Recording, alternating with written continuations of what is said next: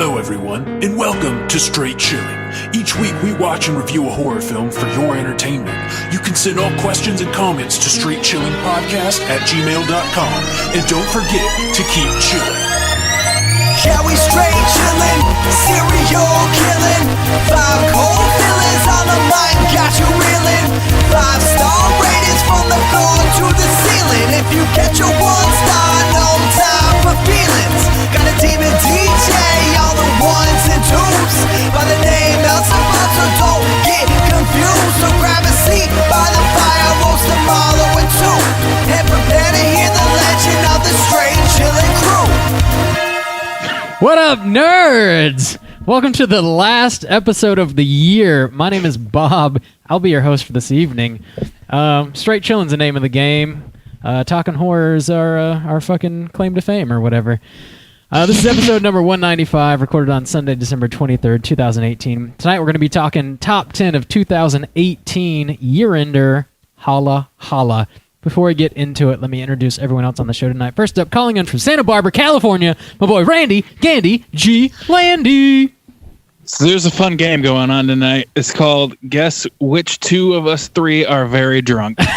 And if you guess right, you get a pat on the fanny.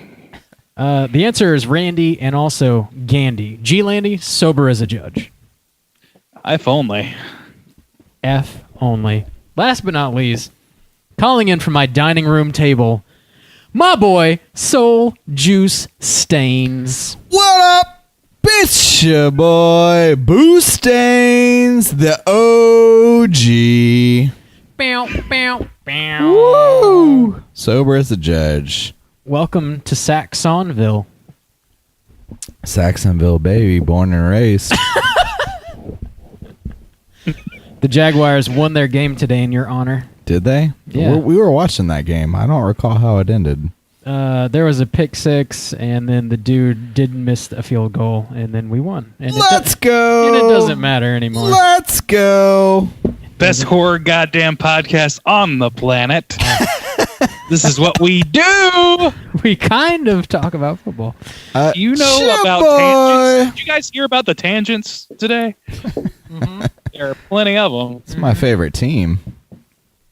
So, last show of the year, we're going to run down our favorite movies of the year. We're going to talk about some of the worst movies of the year. We're going to talk about some honorable mentions, should we have them. I think even if you're like even moderately paying attention to the state of horror in the year of 2018, it's very easy to say that it has been a banner year, right? I feel like there's a lot of good shit going on. Tons of good shit. It's been a good year. We were mentioning this earlier. There's a lot of good shit. There's also a lot of dog shit, which we can do some honorable mentions. My feeling is that it has been a good year, but Yeah. by the shit far outstrips the not shit. The by a wide shit margin. outstrips Really? the not shit? There's Yeah. more shit than good shit? Yeah, I mean, I think there's what's good about horror isn't the amount of good things that we have necessarily this year, but it's the amount of opportunity that people have to make things. True. Okay. I don't know. I So still there's a think, lot of outlets now, but I when I still was- think that a lot of what was produced wasn't great. Like a lot of it was like sort of fell in the middle for me, and to Yeah. me, like in a market so saturated, it's kind of tough to say that that's a win. I But think there were a lot of great things for sure. I think that it's if you put them on a scale, it's not going to be even. The shit's going to outweigh. I think that's true most years though. Of any Probably. movie. Yeah. I know that when I was making my top 10 list this year, though, I had more leftovers that like definitely could have been on the list if it were a different year. Like, there's more movies that I would still recommend that I'm not going to talk about tonight than in previous years. You know what I'm saying? They're not necessarily Right. like the greatest shit I've seen, but it's still I would definitely still recommend them. It's true. I feel like this year I had to like really think about like at least like the bottom 5, you know, or like 5 to 10, where I was like, oh man, there's some ones that could really pop in there, and maybe I'll keep them for honorable mentions. Past I have the 10 spot. I have about Mhm. I have about 5 dishonorable mentions. So Yeah. dishonorable mentions. Easy. yeah, I have a lot of worsts, and I decided that I was going to have a dishonorable mentions category as well, Okay, which I encourage okay. you to jump in on. Okay. Yeah, I mean, I've got some definitely. There's some shit tier movies in this year, but even There's when I some was very crafting- easily. Yeah, there's a lot of easily mocked movies this year, but I think that's true every year. It's just they're so fresh and so fun to pick on. It's So great. fresh and so clean. Yeah, I mean, even when I was crafting my top 10, I was trying to be careful. You know, I was like, oh, there's some ones I that could felt- creep in here. You know, that's okay. Yeah, yeah. Even like talking about movies and television shows, like in the horror genre, I still think there's plenty of good shit that was going on this year. But even beyond that, just like tangentially related things, like Fangoria came back this year, which was Yeah. kind of a big deal. Joe Bob Briggs came back this year. My and boy Dick Bibbs. the Dick Bibbs. I loved that he covered Silent Night, Deadly Night. I loved that shit. I'm sorry. Can What? you believe he skipped Silent Night, Deadly Night Part 2, though, and went straight to 3? God damn, that's the best you one. believe it? 5-star Wait. from the old Bish, if you remember correctly. The old bish. I'm sorry. What? Is this a bit? Do you not know? I know you were in the air. This is a bit. We're No, doing. Okay. I know alright. that he didn't It's cover unclear an because actual everything you say Christmas is movie slurred, for so- his Christmas special. I understand. Oh, somebody's carrying a torch. Not the kind that you carry when you're in love either. The kind that you carry when you Randy. Lair. How long did you last? I only made it through the first movie and a third before I passed out. Dude, I watched the whole goddamn thing because I'm a goddamn professional in this monkey house of shit. Randy, All right. were you live tweeting the whole time? I live tweeted the whole thing. Damn, dude. Goddamn. Good for you. I certainly followed that Fucking- live I tweet. watched all of them, and they have diminishing returns. Let me tell you. They do. Yeah, they do. Poor Randy. I gotta be honest. I love Phantasm 2, man. When he skipped it, sorry, I just burped in the microphone. He skipped fucking Phantasm 2, and I was watching the shit with Mikey, and I was like, the first one he'd seen before, he'd never seen 2, and I was talking it up so hard, and Joe Bob's like, yeah, we're skipping that piece of shit. I was like, what the fuck? It's such a good sequel.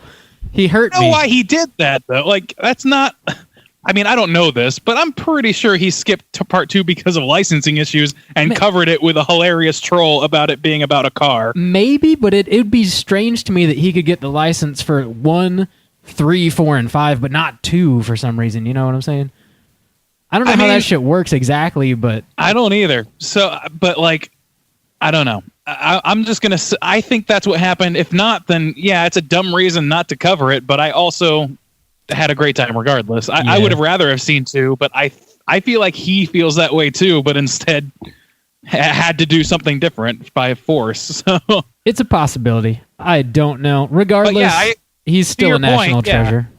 to your point, yeah, the whole thing, like horror as has a bigger national presence this year than it has Yeah. most years. I think that's a lot of that's credited with last year's success in horror. For sure. And Del, then Del Toro killing it. yeah, we found out this year that Del Toro and Jordan Peele Peele were both nominated for Oscars and shit. That's great, and we got the reciprocal love of that from this year, and more people are willing to throw money at horror films than they were 2 years ago. So yeah, in that way, horror is definitely on the up and up. Yeah, and it there was that weird beat somewhere in the middle of the year. I think this was mainly clickbaity bullshit. But that dude, I forget his name, who wrote for Vanity Fair, did that Yeah. article about how the state of horror was totally in the shitter. And Oh I was my God. I was like, maybe you don't like some of these movies, but you can't say that the state of the genre is in the shitter. You just can't. There's too No, much evidence he can't. against it. I feel like it's Absolutely making can. more money than it has in a long time, while in the same time maintaining a level of independence and creativity and originality in some of the movies that are coming out. To say that it's in the complete shitter is fucking bullshit. I'll fight a motherfucker. Well, look, I mean, he can definitely say that. The problem is that there's somebody saying that literally every year. Somebody releases a think piece saying this year's terrible for horror movies every fucking year, and horror is dead. Horror dies more than God. Fucking, there's Damn, dog. it happens. Hip hop and every horror year. There's are somebody always who's- in a constant state of death, apparently.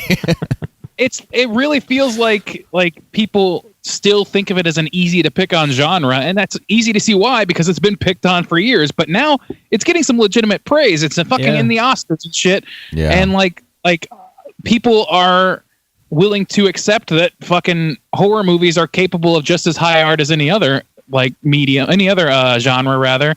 And all that's happening right now, like in a way that hasn't before. So yeah, this is a good year for horror, even if there are some real stinkers on the list of movies that came out, which there are absolutely. Yeah. So There's always the thing gonna is be. like horror's always been somewhat profitable. I mean, if they weren't, then they wouldn't be making 10,000 B movies for the drive-in in the 80s. Like these extra movies that exist, that people forgot about. They forgot about because they were entrenched in so many fucking such a huge amount of Costco level horror movie like recipient. It was purchased in bulk, and it always has been. Now it's profitable and prestigious, and people think that that's going to be its downfall, but it hasn't yet. We've only had like a year since it's been accepted into the Oscars as something worth talking about.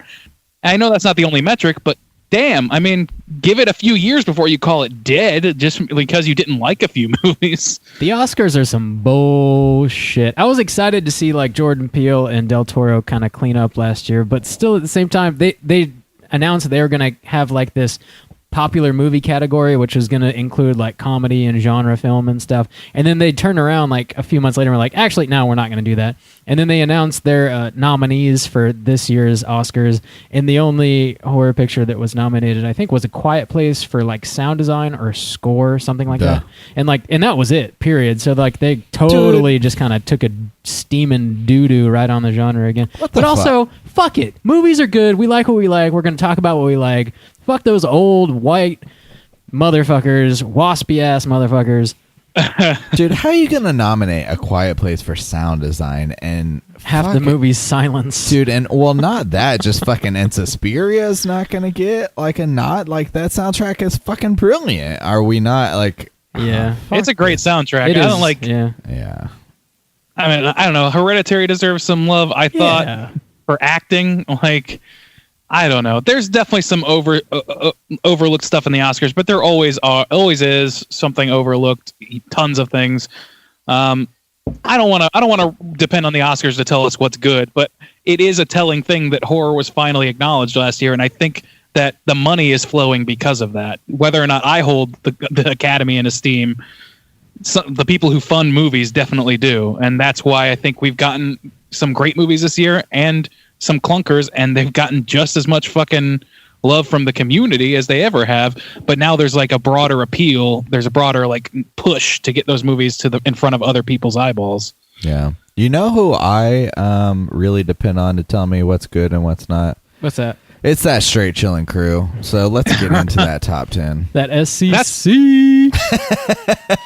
Do you like how I segued there, Randy? I like your segue. Yeah, that's So- how I do. Just to let everybody know, like the normal segments that we do each show, we're canning all that shit this episode. We're purely talking about our top 10, our bottom however many, and whatever honorable mentions. So the way we're going to do it is we're going to start from 10 and work our way up to number 1.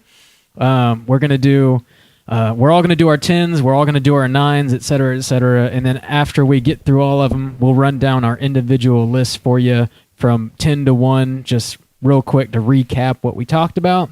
And then we'll get into like the dog shit of the year and the honorable mentions and stuff. So yeah, let's get into it. Let's do this shit. Randy, would you like to kick us off, sir? What is your number 10 pick for 2018? So number 10 was the hardest one for me to place. I got a few honorable mentions for sure. I'm going with A Quiet Place. Okay. Going with A Quiet Place for 10. So A Quiet Place was a movie that I did enjoy, and if you've listened back to our review of that episode, I feel like I come off harsher than I actually feel about the movie, because I definitely had some qualms with it, specifically with world building and fucking like specific details of it, which I try not to get entrenched in too much, but that movie is so much centered around that it was hard for me to ignore it. That said, it's still a fucking fun movie, man. Like there's something really satisfying about having what's considered to be a weakness, or not a weakness, but like what's considered to be a a disability basically being the thing that prevents death and destruction of your family. Yeah. Like, I think that's a great theme, and they went in a great direction by hiring somebody who was actually deaf to do that role, and she did a great job. And Krasinski was less Jim than he's ever been, so that's great. I don't know. I think it's a pretty good movie. And the thing is, like I said, this was a hard one to place because there were some other movies vying for this position. Do we want to go over honorable mentions or?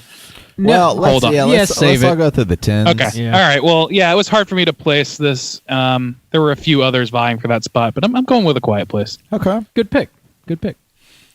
Juice, what about you? What was your 10 spot? I agree. Bottom of the list, 9 and 10 were tough to kind of place because there were a lot of movies floating around there that were, better than decent, that were good, that I enjoyed, that I would recommend. But I really had to kind of hone it in on the 9 and 10 spot specifically. And there were a lot of other movies kind of pushing for that spot. I ultimately went with Terrifier as number 10. Okay. Weird. I went with Terrifier for number 10, and here's my reasoning behind Terrifier. We watched this movie not in Halloween. We watched it in the summertime. Mm-hmm. And of the movies that were kind of pushing for this spot, this number 10 spot, like barely kind of creeping in, I felt like my justification was in 2, 3, 4 years, I'll remember Terrifier. Like, I'll remember scenes, the character, specific kills from Terrifier, whereas some of the other movies that were kind of pushing for this spot, I feel like in maybe a couple years, I'll forget almost entirely the plot and the kills, and I'll be like, yes, I watched that movie, but I can't remember much about it. And so that's why kind of Terrifier sticks out to me. I feel like next Halloween, since it's kind of more of a Halloween-centered movie, I'll be more eager to watch this movie again. Oh, yeah. Because the killer is, of the movies that were kind of pushing for the 10 and 9 spot, Terrifier is probably the one that most I kind of think about or sticks in the back of my mind. I remember the killer. I remember the Art the kills. Clown. Yeah, I mean, he's very distinct and he did a great job. And even though the movie has its own flaws, there's not much story or any kind of character development. But I remember what they want me to remember. It sticks out into my mind, and it will for years. And I feel like next Halloween, I'll kind of be more eager to watch this movie than I would some other movies that were kind of pushing for the number 10 spot. Yeah. Does that That's make interesting to me. I when you described a movie that is like this movie as a movie that's not forgettable, like you remember specific things about it, I almost would say the opposite. There are a few scenes that I think are memorable, though. The one in particular, and I guess spoiler alert. I don't know. We didn't. Yeah, this whole should we drop some episode. spoilers, Yeah, or- it's kind of like, I feel like we're gonna have at least light spoilers because we kind of Yeah. got to talk about why these movies are on our list to some degree. We won't get into like everything, yeah. but If yeah, I you want guess to watch keep that in Terrifier, mind. I'm about to spoil it. So here's Yeah, 3 seconds yeah. of silence. 1. Okay. So there's a fucking Art the Clown uses a goddamn gun. I'll remember that. Oh, yeah. I remember Yeah. that, and I'll remember his face because he is visually a fucking great looking slasher. Yeah. So those two things I will remember, but the parts the rest of it, I don't know if I'm struggling to remember specifics about it now.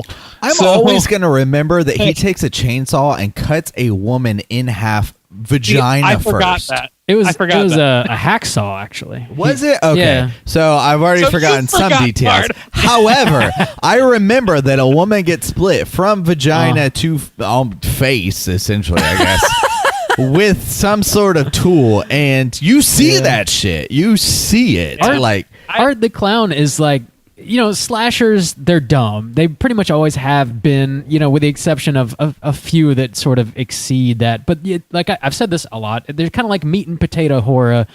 I don't know where Horror. I'm fucking from tonight. But Art the Clown is like the first slasher that I can remember in quite some time that's like a modern day character that has enough like charisma that you like if a slasher franchise were to like come from him, I'd be down. I'd watch Art Yeah, in 10 I more agree. movies. Like, See, Jason is like nothing. You're committing to 10. Yeah, well, whatever. Well, no, however many. I kind of agree with Bob to where like this movie, yeah, it lacked. I mean, it's my number 10 spot, but it lacked some things. But I feel like you could take that character, and if somebody wanted to do some like really interesting or like develop shit, and take that actor and take that character and do it, they could, because of this movie that was pretty slim. As far as characters and development and story goes, what stood out was that character. He made it. He made this movie what it is. Like, of any value, it comes from that character. And so if anybody was actually going to put some thought and some love and some like actual development into another film, and they were able to kind of translate this like character into it, they would be successful, because of this movie that character completely stood out, and he is what I will remember. Like I said, of the movies that kind of fought for this 10 spot, I will remember Art the Clown, and I will remember some of his kills that he did, and he is kind of the 10 spot, kind of the most that I think about in that area, I guess. Well, I'm not going to rail on Terrifier too hard now, but yeah, to me, slashers are often, almost always, really dumb and silly, but to me, like that, I don't know that would carry that character's charisma is enough to carry me through 10 movies. So well, that Bob's pitching the 10. I'm not talking about pitching the 10. I could just easily see if somebody was like, you know what, damn, this character has you a can lot do of any potential. movie well. They could really run with that character, because the character itself is actually really disturbing. Like, I'm specifically remembering, I haven't seen. I was not able to watch this movie since we cast it. I tried to watch a lot of my top 10s again recently to kind of refresh my memory. I was not able to watch Terrifier again. I remember like when that dude cut up that chick and was like wearing her breast and was like dancing around like naked. Like fucked there's up. some like really fucked up forgot about shit that this character in particular like pulls off and like is kind of dealing with and struggles with, and like that you associate with this character. I mean, this movie like really brought out some fucked up shit. He did the whole severed head jack-o'-lantern before Halloween 2018 did it. Hey, there you go. That's 2 movies in the same year. Severed head jack-o'-lantern. I mean, that's been done before, but let's go. I don't know. Terrifier takes my number 10 spot. I will remember it. Yo, all right. Y'all want to know what I got for number 10? I want to know. No. I want to know. I'm going to tell you regardless. Oh, I see it. Oh, Lord. Don't look at my list, dog. I'm creeping. Creeping. Wow. If you're not watching the stream, Rob just whipped out his penis, and Justin is looking at it intently. Why is it so small? Prepare for the insertion. Oh, that's God. weird. Anyways, my 10 spot is The Strangers Pray at Night. Okay. Oh, Yeah. really? Why? Yeah. Why did this film guys are make your shocking me a list? little. I'm curious. Let me talk about it right quick. Let me hear what so, you got. like you If it doesn't guys, center around the pool scene, then I don't agree. That pool scene has got to make the movie, because that's the only thing I It is- remember of any value. let me hold on. So yeah, I had many movies like we were talking a little bit throughout the day, or Justin and I were anyway. There's a lot of movies that I'm not even going to talk about tonight that I would still recommend people watch for sure. But so as far as my top 10 goes, I tried to pick the 10 movies that maybe weren't the best made movies, but they're the movies that when I think about and reflect on, I get kind of the most excited about, or they stick out the most in my mind. So this is very much like based on my enjoyment level of the movie. It's not like this is the best crafted 10 horror movies that were released in 2018, for sure. The Strangers Pray at Night had a lot of problems, for sure. It is incredibly different from the original movie. I love the original. It's like, a quote modern day classic or whatever. This is definitely not that. The original Strangers has like that great subtlety to it where like there's scary shit going on in the background that's going to take you a few seconds to realize it's even happening. And it just like, it's very creepy, and it plays its scares very smart. This movie is just like, it's all style. It really is. There's not a whole lot of substance going on here. No There's substances no at all. substance whatsoever. But There's there's substance abuse, that's for sure. God damn it. I've been drinking. There's like a few great set pieces in this movie that make it. Of course, the pool scene. In the light spoiler, I guess, towards the end of the movie here, there's that great like Christine send up where there's the flaming truck. And I just love those two scenes so intensely. And like when I think about this movie, those are what pop out. And also, I know you guys kind of didn't appreciate, or at least I think Justin, you didn't appreciate the 80s soundtrack. It's like a little hammy, but I really liked it actually. I thought it worked well in this movie, and like, you know, it's not really scary or suspenseful, but I just kind of enjoyed the cheese of it. Yeah. And I had fun watching it in the movie theater. I don't know. It was kind of like it was a good movie theater experience for me. I feel you. I got it was something fun from enough to watch in the theater. I agree. I mean, it's to me, it was kind of for a sequel that comes out like what 10 plus years or something after the original. It felt cheap. It had some great scenes though. I will remember that pool scene. I will remember that truck scene. I will remember those movies in years to come. Unfortunately, The Strangers Pray at Night did not make my top 10 list personally. Yeah, so far you guys have both picked movies that are on my dishonorable mentions list. So That is awesome. I love that. That's pretty great. The Strangers, I don't remember that truck scene at all. I only remember the pool scene because that to me was like, oh, this is the scene that's supposed to sell me on the movie. Yeah. And it failed because I saw the strings pulling it. And I don't know, it seems like The Strangers, the original, which I personally really love. Absolutely. And you know, there's some people that don't, whatever, that's fine. But like for me, I love that movie, and it's not just that they bastardize that. It's almost like when you see, there's a lot of horror movies that get sequels that are bad, but they usually don't take 10 fucking years to come out with a bad sequel. They don't usually have to take 18 years for a cult following to finally reach a head for them to pop that pimple and goo us all with dog shit. God damn. So, I don't love that movie. I do think that you're onto something when you say like it's a spectacle or whatever. Not, you didn't say that, but like that was your. But it is, yeah. That's kind of what I took from what you said about it being like fun to watch. Yeah, I could see this movie being fun to watch with people. I can totally agree with.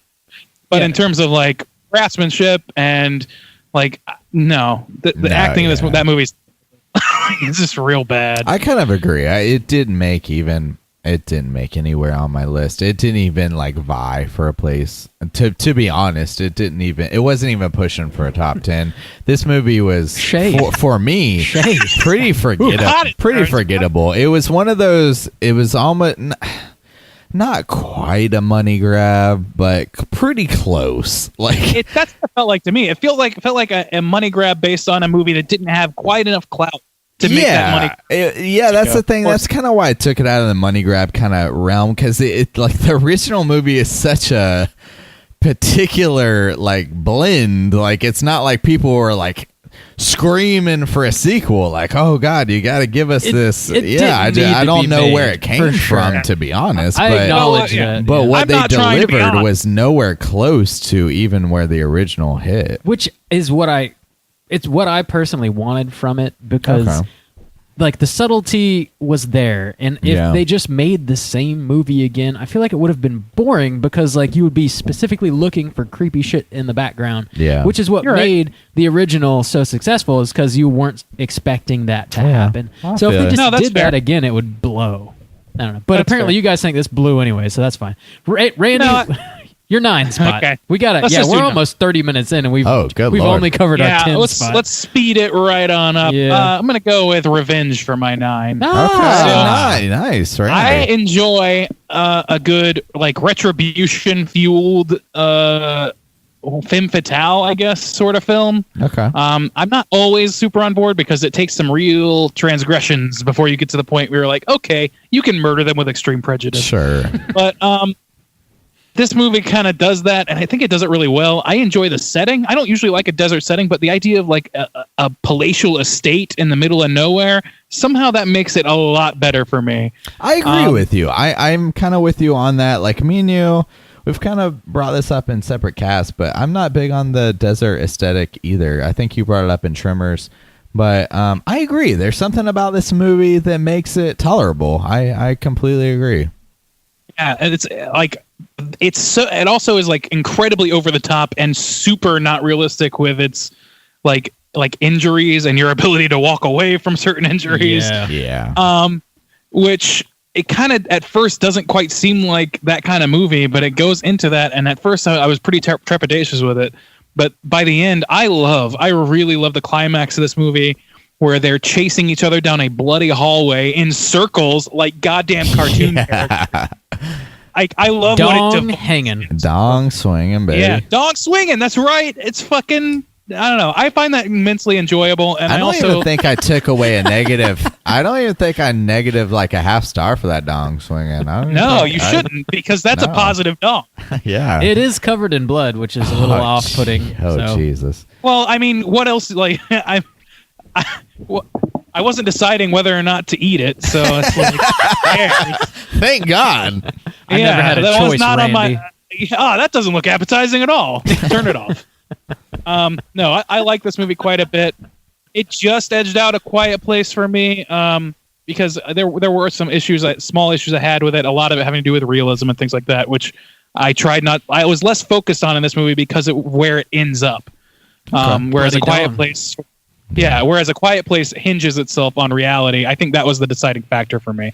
Was the problems I had with reality in this movie didn't matter because in the end of the movie, it's a fucking Wile E. Coyote cartoon. So, yeah, there you go. Okay. Cool. Juice, 9 spot. What you got? Nice. 9 spot. It's a movie that we didn't cover on the cast. So maybe some spoilers or whatever. But it's a movie I watched recently, and it is Cargo. I briefly mentioned it on What You've Been Watching. Mm-hmm. It's a Netflix horror film. It's got Dildo Baggins rocking. He's in the outback wilderness, and it's a zombie film. And there's a couple things, it kind of separates itself. It makes it distinct, like, oh, what makes these zombies kind of special and stuff like that. And it does a good job of that. But what really, ultimately, I kind of had to put my like indifference aside as far as like the oversaturation of kind of zombie films, not just zombie films, but The Walking Dead, man. I mean, that's what really has done it. It's just like Too much. God, shut the show down, man. I mean, goddamn. Rick's gone. Rick's gone. Yeah, I mean, but the thing is, I can't punish this movie because it had a lot of heart. Ultimately, what came from this movie, it was really interesting to me because it approaches it from this a kind of racial perspective, I guess, because part of the aspect of it is it takes place in the Australian outback.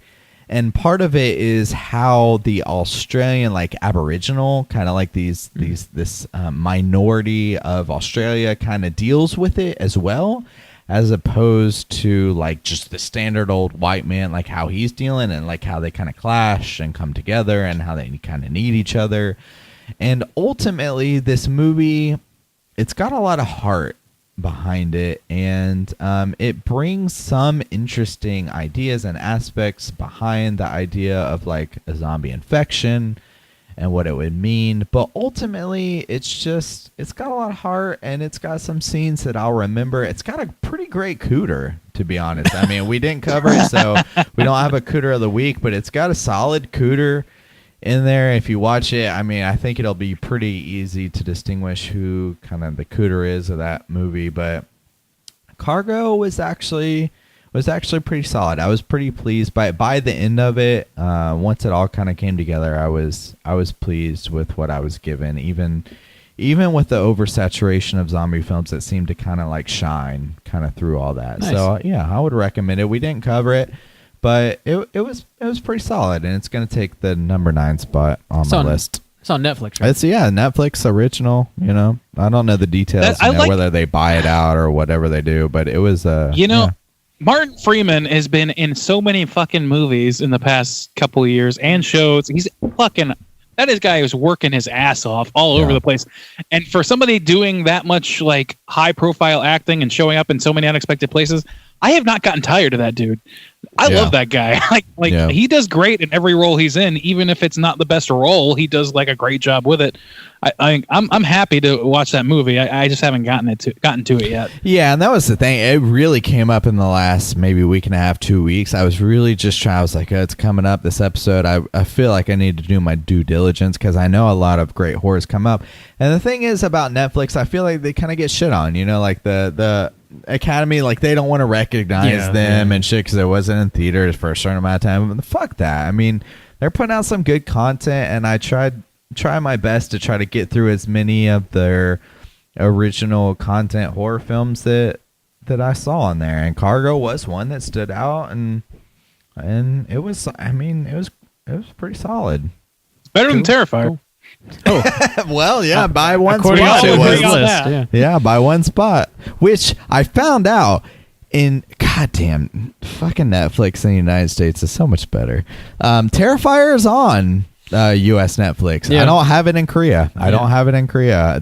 I don't know what's more troubling, the fact that's true or the fact that you have watched Netflix since being in America. Dude, here's some bullshit. Let me drop some bullshit on you real quick. I know we're on a timeline. Let me drop some drunken bullshit on you. We're not I gonna am stop. in motherfucking Korea watching Netflix. They do not have Train to Busan on Netflix in Korea. I show up in motherfucking United States. They got Train to Busan. I think it's the same with The Wailing. I think The Wailing is available. I watched it on Netflix. In U.S. Netflix. Yeah. Did you fucking fall in love with it? No. God damn. Oh, we need to talk about the movie later. But it's not. It doesn't make any sense to me. The Wailing, one of the best fucking Korean films I've seen. Train to Busan, one of the best fucking Korean films I've seen. They're not available in Korea. It doesn't make any sense to me. I don't know. Rob, what's your number 10 pick? Number 9? Or number 9 pick. I'll talk about number 10 again. No, my number 9 spot, here we go. It's a movie that we didn't talk about on the show. I know we talked about amongst ourselves. It's Puppet Master, The Littlest Reich. Okay. Hey! All right. This movie right here, speaking of Fangoria came back. They brought the magazine back. And in addition to that, they're producing movies. This is the first movie that they're producing. I think they're also getting into like podcasts and like books and shit. They're putting all kinds of content out there. Fangoria, you can poach me from this podcast. Please save me. No, Randy, you are mine. You Fuck. mine. Fuck. This fucking movie right here. This is like, I'm not like super familiar with the Puppet Master franchise. I've only seen the original and this movie. This movie right here is sort of like one for the gore hounds, I guess. It's got a lot of really great, memorable kills, and they're also all very silly because it's like these tiny puppets are killing people. It doesn't make a whole lot of sense, but it's easily got like my favorite kill of the year in it. Please tell me which one. This is a spoiler for sure. So if you haven't seen this movie, maybe fast forward 15 seconds or whatever. There's a gentleman who's staying at a hotel. He's taking a pee into a toilet, and then a doll that's like kind of a helicopter flies in as he's taking a pee, cuts his head off. His head falls into the toilet. It then shows his dick pissing upon his own head. Fucking ridiculous. So you got that going on. You got stuff like that going on in this movie. It's very much like a horror comedy. It's got Barbara Crampton in it. It's got Udo Kier in it. So it's got some names. It's just sort of like a fun popcorn flick if you want to watch some like Tom Lennon. Tom Lennon. Yeah, exactly. Reno 911 fame. You know. Tom New Lennon. Boot Scoot. New Boot Goofin. Goofin. New Anyway, Boot Goofin. terrible reference time. That was on my honorable mentions. I'm going to go ahead and talk about that for honorable mentions since you brought it up. Yeah, go for it. I love this shit. Like, we reviewed Puppet Master, which was one of like maybe 3 movies that really introduced me to actual horror movies, along with like Leprechaun and I don't know, a couple others. but it was one that I latched onto. I have literal childhood drawings of the puppets from Puppet Master hidden away somewhere. I loved this franchise, and having seen it as an adult, I'm like, I was so bummed out. You can hear me getting like progressively more morose over the Puppet Master episode. To see somebody take this franchise and sort of like wipe off the dust and clear off of all the debris and make something fun and fresh out of it, it warms my goddamn heart. And like, it's not like the best movie you'll ever see. None of them are. No. But like, because of my like love for this series and just the intellectual property from the get-go, combined with this new like iteration, a new sort of like take on the whole thing, I love it. I was very happy that this movie happened. And like, with a name like Puppet Master: The Littlest Reich, after the last several Puppet Master movies, that was not a great sign. Yeah. No. So when some people were saying that it was actually kind of good, I was like, all right, I guess I'll pay fucking 99 cents to watch this. I've seen Retro Puppet Master. I've seen fucking like the bottom of the goddamn barrel. Yeah. And this movie like really resurrects something that I love. So it gets all the love in the world for me for that reason. It's some fun shit. I'm kind of with you on that, Randy. Like, I remember the OG from like kind of my childhood. It was something that I kind of caught, and watching it as an adult, it was kind of disappointing because it was something that kind of stuck around with me. But unfortunately, this is not one that I was able to see this year. I was very intrigued by it when they showed like the cast that they were showing and the trailers that they were putting out. I was definitely interested. I just never got around to actually seeing it, and we didn't cover it on the cast, so I didn't get around to it. But I feel like it, you know, from what I've been hearing about it, it sounds like it's well deserved. So I'm glad to hear that as well. Again, not the greatest movie in the world, but it is a fucking enjoyable movie for sure. Yes, absolutely. Good. Randy, what's your number 8 spot? Number 8. So this is another movie that I feel like I came off pretty harsh on when we reviewed it, but I still liked pretty well, which is Upgrade. Upgrade. Let me upgrade you. So Man, I gotta tell you, I'm loving this episode. Everything is blowing my mind. Yeah, like nothing is predictable to me. I've known you motherfuckers for goddamn half my goddamn life 15 now, years. and nothing. It's surprising me. I love it. Let's go. Sorry, Randy. Continue. Upgrade.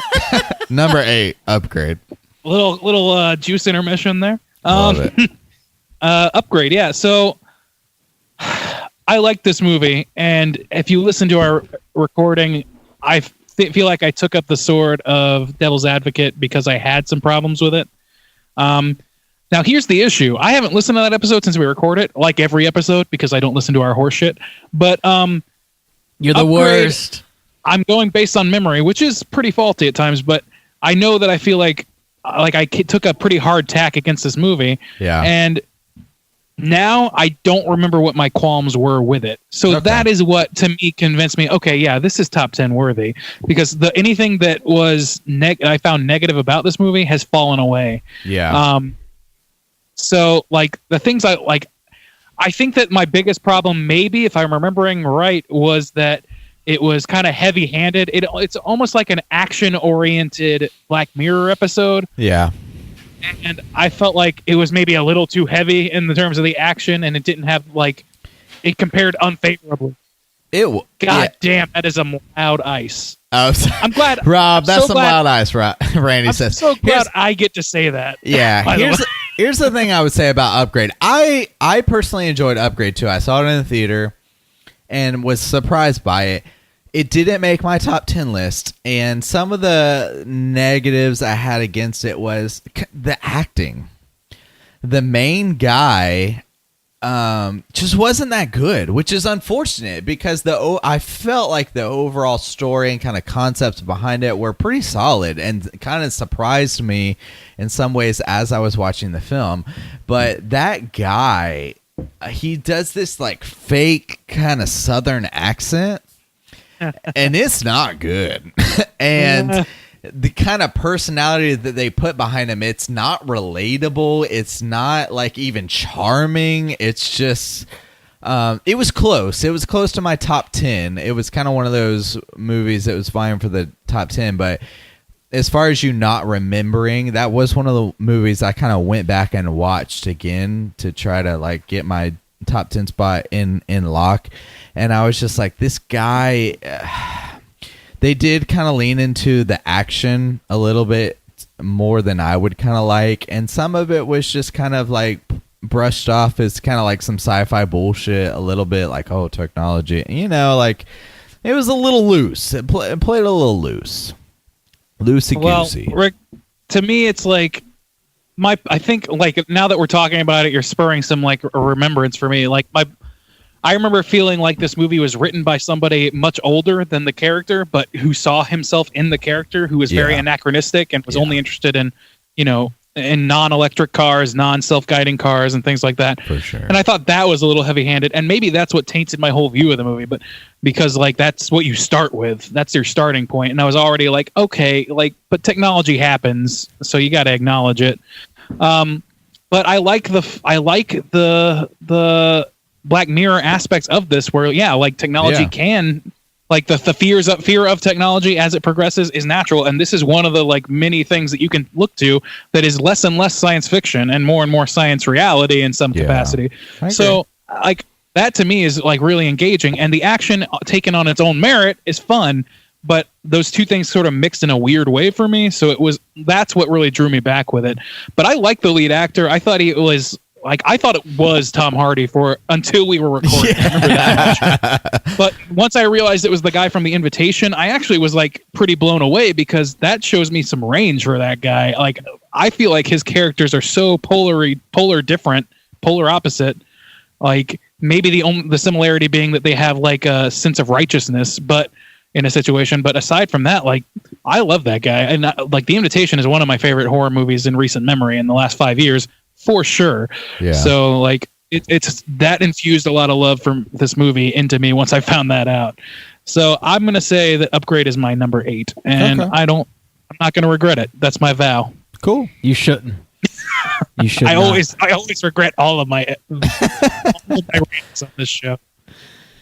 So, Jew, what's your number 8 spot? Here we go. Are you ready? Oh, I know what it is. Halloween 2018. Uh-huh. I didn't listen to your Screed on it, but I know that you had drunken Screed that we posted on Patreon about Halloween. Yes, I got a little bit of praise for that, to where we advertised it as a drunken kind of rant, following up some of my points, and somebody said like I handled it pretty well. You were drunk, but I guess you did not sound drunk. Okay, that's the praise you're referring to. I feel like my points were. So this is the same praise. This is a bonus episode that Justin recorded for Patreons, people who support us on Patreon, by the way. That's why it's not in our normal feed. If you support us on Patreon, you can hear it. And some other stuff. Justin's going to be recording some other random drunken rants that you can hear if you support us on Patreon. Absolutely. But I did, again, now I tried to say before that when I was covering my top 10 list, if I hadn't watched it within like the past 2 months, I tried to rewatch it again. I rewatched Halloween 2018. I can't even remember. I think I've seen this movie at least 3, maybe 4 times now. Wow. Okay. At least 3, maybe 4 times now. And here's the thing about this movie, and I've covered it in length, and so I won't go too much into it and just get into this big spiel, but watching it for a 3rd, maybe 4th time this year, it came out in early October. That's at least once a month. Yeah. Every time the last time I guess that I saw it, everything that I said in our original review of it just like solidified. Nothing like changed. So and some of it's personal, and I recognize that. Like some of the humor just doesn't land for me. But what I recognize as good in this movie is kind of a tribute to the original Halloween. So I thought kind of the middle section was my favorite, and that also kind of had the humor that kind of landed with me with the babysitter action and everything like that. But even in that kind of giving it that kind of quality, I feel like okay, the best part to me was parts that really were just like, it was so obvious that they were paying tribute to the original Halloween. Sure, like yeah. we're paying tribute to this, and I was like, okay, and they did a good job. And that, whereas the first third and the last third really fell flat. There were some aspects that were decent, that were good. I liked the soundtrack. I thought the soundtrack was really good. I thought some shots were really good, but ultimately, I felt like the character development was really flat. The story outside of the paying homage to the original Halloween was really flat. I didn't find it compelling at all. Hardly. I felt it was very plain and everything. And so ultimately, what I have to say about this movie is, I think I originally given it 2.5 in our review, and I feel like that stands. I feel like a 2.5 is actually like almost ingrained now in my mind. It's like it's decent. It's decent in my movie. And I think one of the things about the whole, like, people think I hate this movie, it's just like the praise that it gets. I don't think it's justified at all. I think it's so Hollywood bougie, like popcorn horror, like almost compared to The Nun. Whoa. Well, but like in the whole, like, people go for a spectacle kind of thing. Honestly, I honestly do, and I did it in the bonus Patreon episode. I feel like there's two sects. The reason this movie made so much money, there's two sects. There's these people who go to the movies once or twice a year to see a horror movie. They say they're horror fans, but really, they go for that kind of popcorn horror. They saw this movie and were pleased by it. And then the people who say, like, oh, it's not Halloween 3, it's not Halloween 4, like, oh, thank God. And they're just like grateful that they got this Halloween sequel that's just not complete dog shit like that what we've been getting. I like Halloween 3 and 4 and 2. So do I. But I like Halloween 2018. It's fucking a lot better than The Nun, by the way, because... Well, okay, I The Nun is obviously not even on my list. It's probably going to make Sure. the bottom 3. I think as far as when I'm comparing... When I say, like, popcorn horror, there's this type of aesthetic that directors, like, kind of are going for now when they say, like, and they released it right before Halloween, people are going to be going to the theaters around this time of year, and they're going to be expecting this kind of thing. And I feel like those people who say, I'm a horror fan, but they go watch a to couple the a year. theater Yeah, yeah. once or twice a year. They were pleased with this film. They went because they went in 3 weeks before Halloween, and it gave them that jolt that they I was loved. pleased with this film. Hang on. I'm not saying that you weren't. This is a no true Scotsman argument, Yeah, by the I'm way. just saying that the reason this movie was so successful and made so much money is it kind of like hit the perfect storm. It was like they did a great job with marketing and everything. From the film is concerned, the middle third is good. The middle third, but at the same time, I have to recognize that a lot of that's not original. They were literally paying homage to the original Halloween movie, and everything that they tried to make original, like everything else, wasn't that great to me. So I'm giving it the number 8 spot, Halloween 2018. That's fine. I'll reserve And my an comments. I'll be talking about this a little bit later in the show. Yeah, that's fair. Yeah, it'll come up again, so I'll save them. My number 8 spot is another movie that we didn't talk about on the show. I actually just watched this for the first time this week. It's a movie I've been hearing about for a little while. It's a movie called Assassination Nation. Huh. Never heard Oh of it. yeah, I've never heard of it. So- I kind of wanted to see that actually. I won't spoil it. I'll just kind of talk about it at a quote high level. So this movie is We're all drinking so much. I say Randy pouring some. we're getting poured up. I'm not going to teetotal while you guys are completely blasted. Thank you, sir. This movie right here is like the first half honestly is not a horror movie. So I watched it and I was kind of like debating whether or not I should talk about it on the show at all. And I came to the conclusion that absolutely yes, I should, because if The Purge is considered a horror movie, this is a fucking horror movie. Okay. For sure. The first half of this movie is sort of like you're following these teenage friends in high school. They're all girls.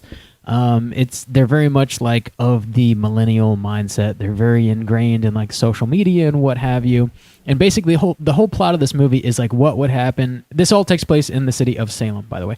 So the plot is what would happen if everybody's like social media, like all the stuff that maybe you kind of try to keep to yourself, like whatever text messages or like images or search, all that shit that would normally be private is no longer private. South Park did it. Yeah. So Simpsons already did it, brah. So anyway, shit goes fucking haywire in the city of Salem, and the second half is essentially, it's very Purge-esque. You've got all these people taken to the streets, wearing masks, and they got flaming torches, and they're hunting people out specifically that had various things leaked about them that maybe they were kind of fucked up, or maybe they were like totally fucking innocent, and people are spinning them in a way to make them look fucked up when they're really not. And it's like it comments a lot on like the dangers of social media. It comments a lot on like the pressures that like teenage people are feeling from social media, and like how they're viewed, specifically women. Like this is very much a female heavy cast, and it sort of like puts you in the shoes of a teenage girl, which obviously I don't know shit about.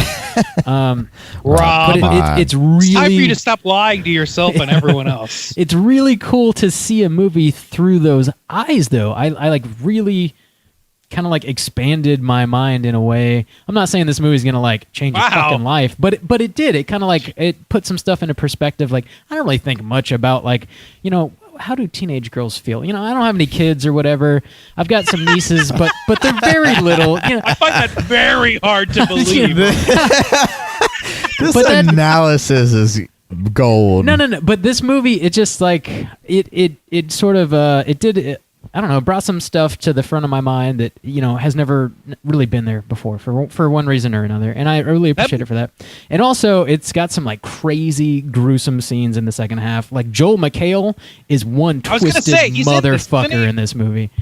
Really? Yeah. Fuck. So that sells me hard. I'm ready to watch this thing now. So it's just keep in mind, like the first half really is not a horror movie. It gets pretty gruesome and Purge like towards the end.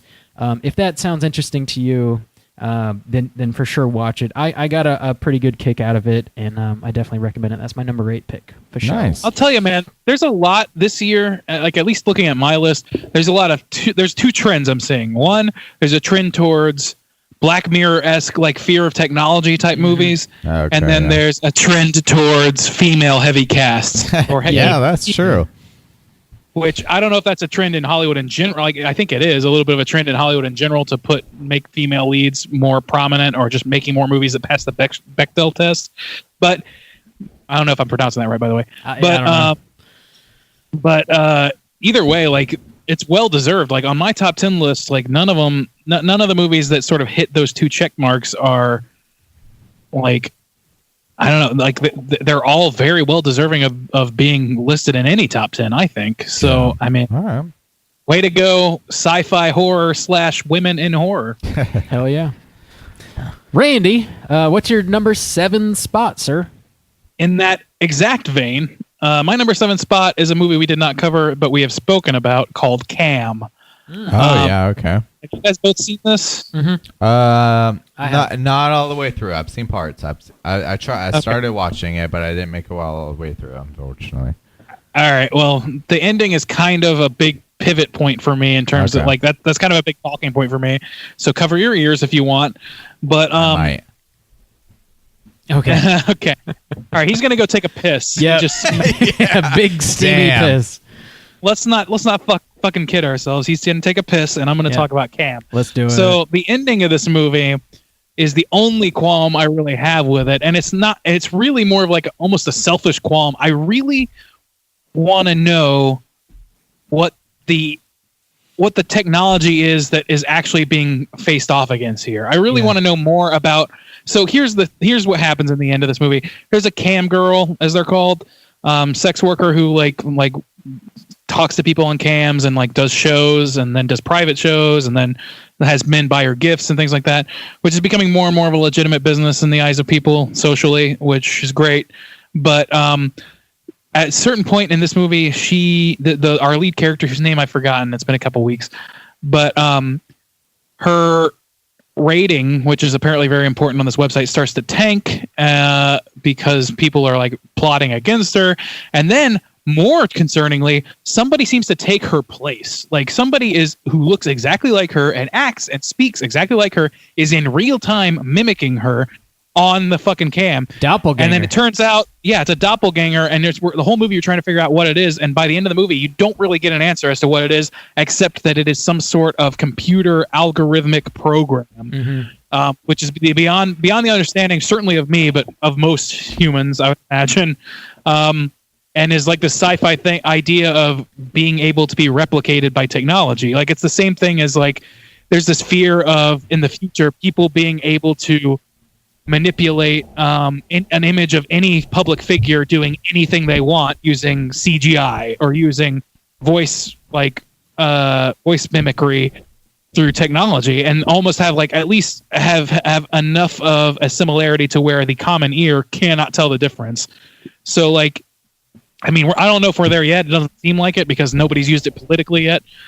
But in like 5 years or something, I wouldn't be surprised if we had like a big news story about Bernie Sanders like burning down witches in Salem or some shit and laughing and shitting on their grave or something because they're able to fake it through audio and visual mimicry. That shit is getting kind of scary. Yeah, that's what this movie deals with, and the ending leaves that like curiosity and fear somewhat unresolved. I understand why though, because it's speculative. Yeah, you don't really know what that technology is. So how can you really comment on it? The end result is what you're dealing with. Sure. So that's why I sort of give it a pass on that. And in terms of everything else about this movie, it's well acted. It's fucking enlightening to the lives of these people that do this cam girl like sort of lifestyle and like how they're treated by society and how they're treated by their fans and how it's pretty isolating in a lot of ways. I don't know. I think it's fucking great. And to me, I like character studies in movies. I like movies that focus on one person and sort of like granularly details like what their day-to-day is. So for me, this movie kind of hits a lot of real positive points in that regard. And so, yeah, it's my number 7. I guess I'll leave it there. Nice pick. Juice, what's your 7 spot? I'm going to hit that number 7 with a pick Randy has already mentioned so far.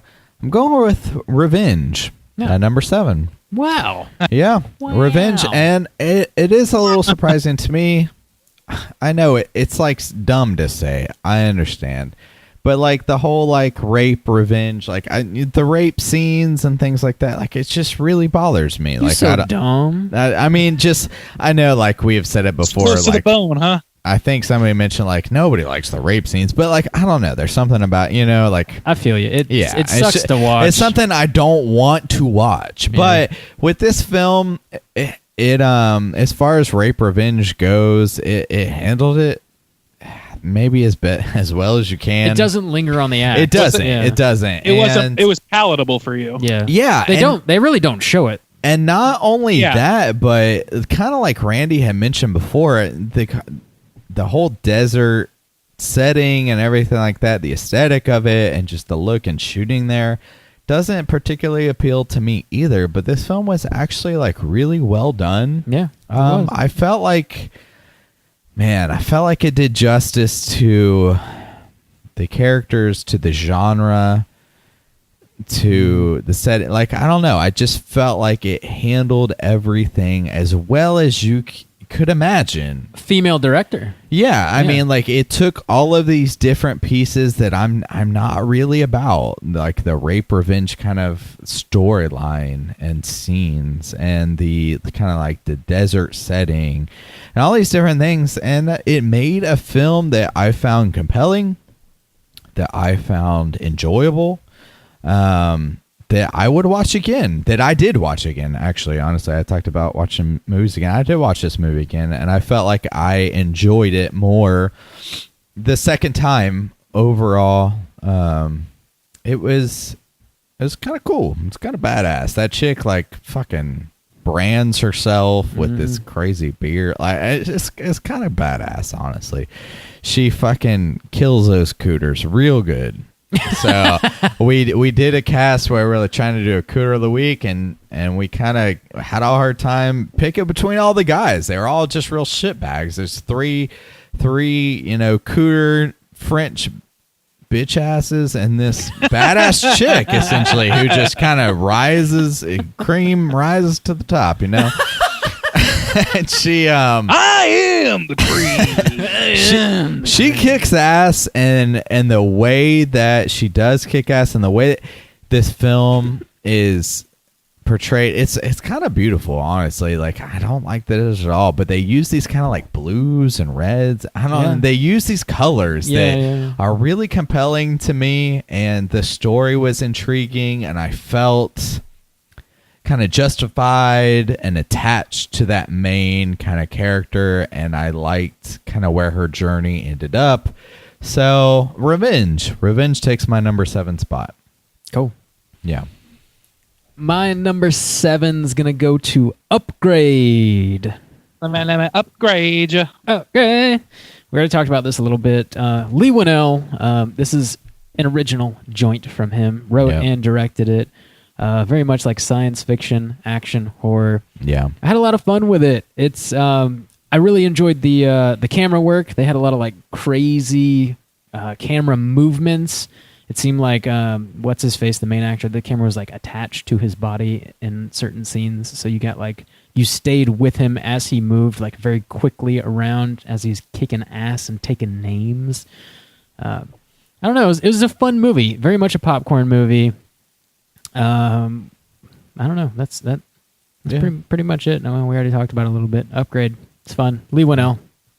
Good job. Keep making movies. Yeah, I'm glad. It was some movie that I watched that I was surprised by, and it didn't make my top 10. It would have been the 10 spot. Like, it was fighting for that Terrifier spot, and I was like, hey, I might forget Upgrade, and like, technology based and stuff like that. But Terrifier can actually.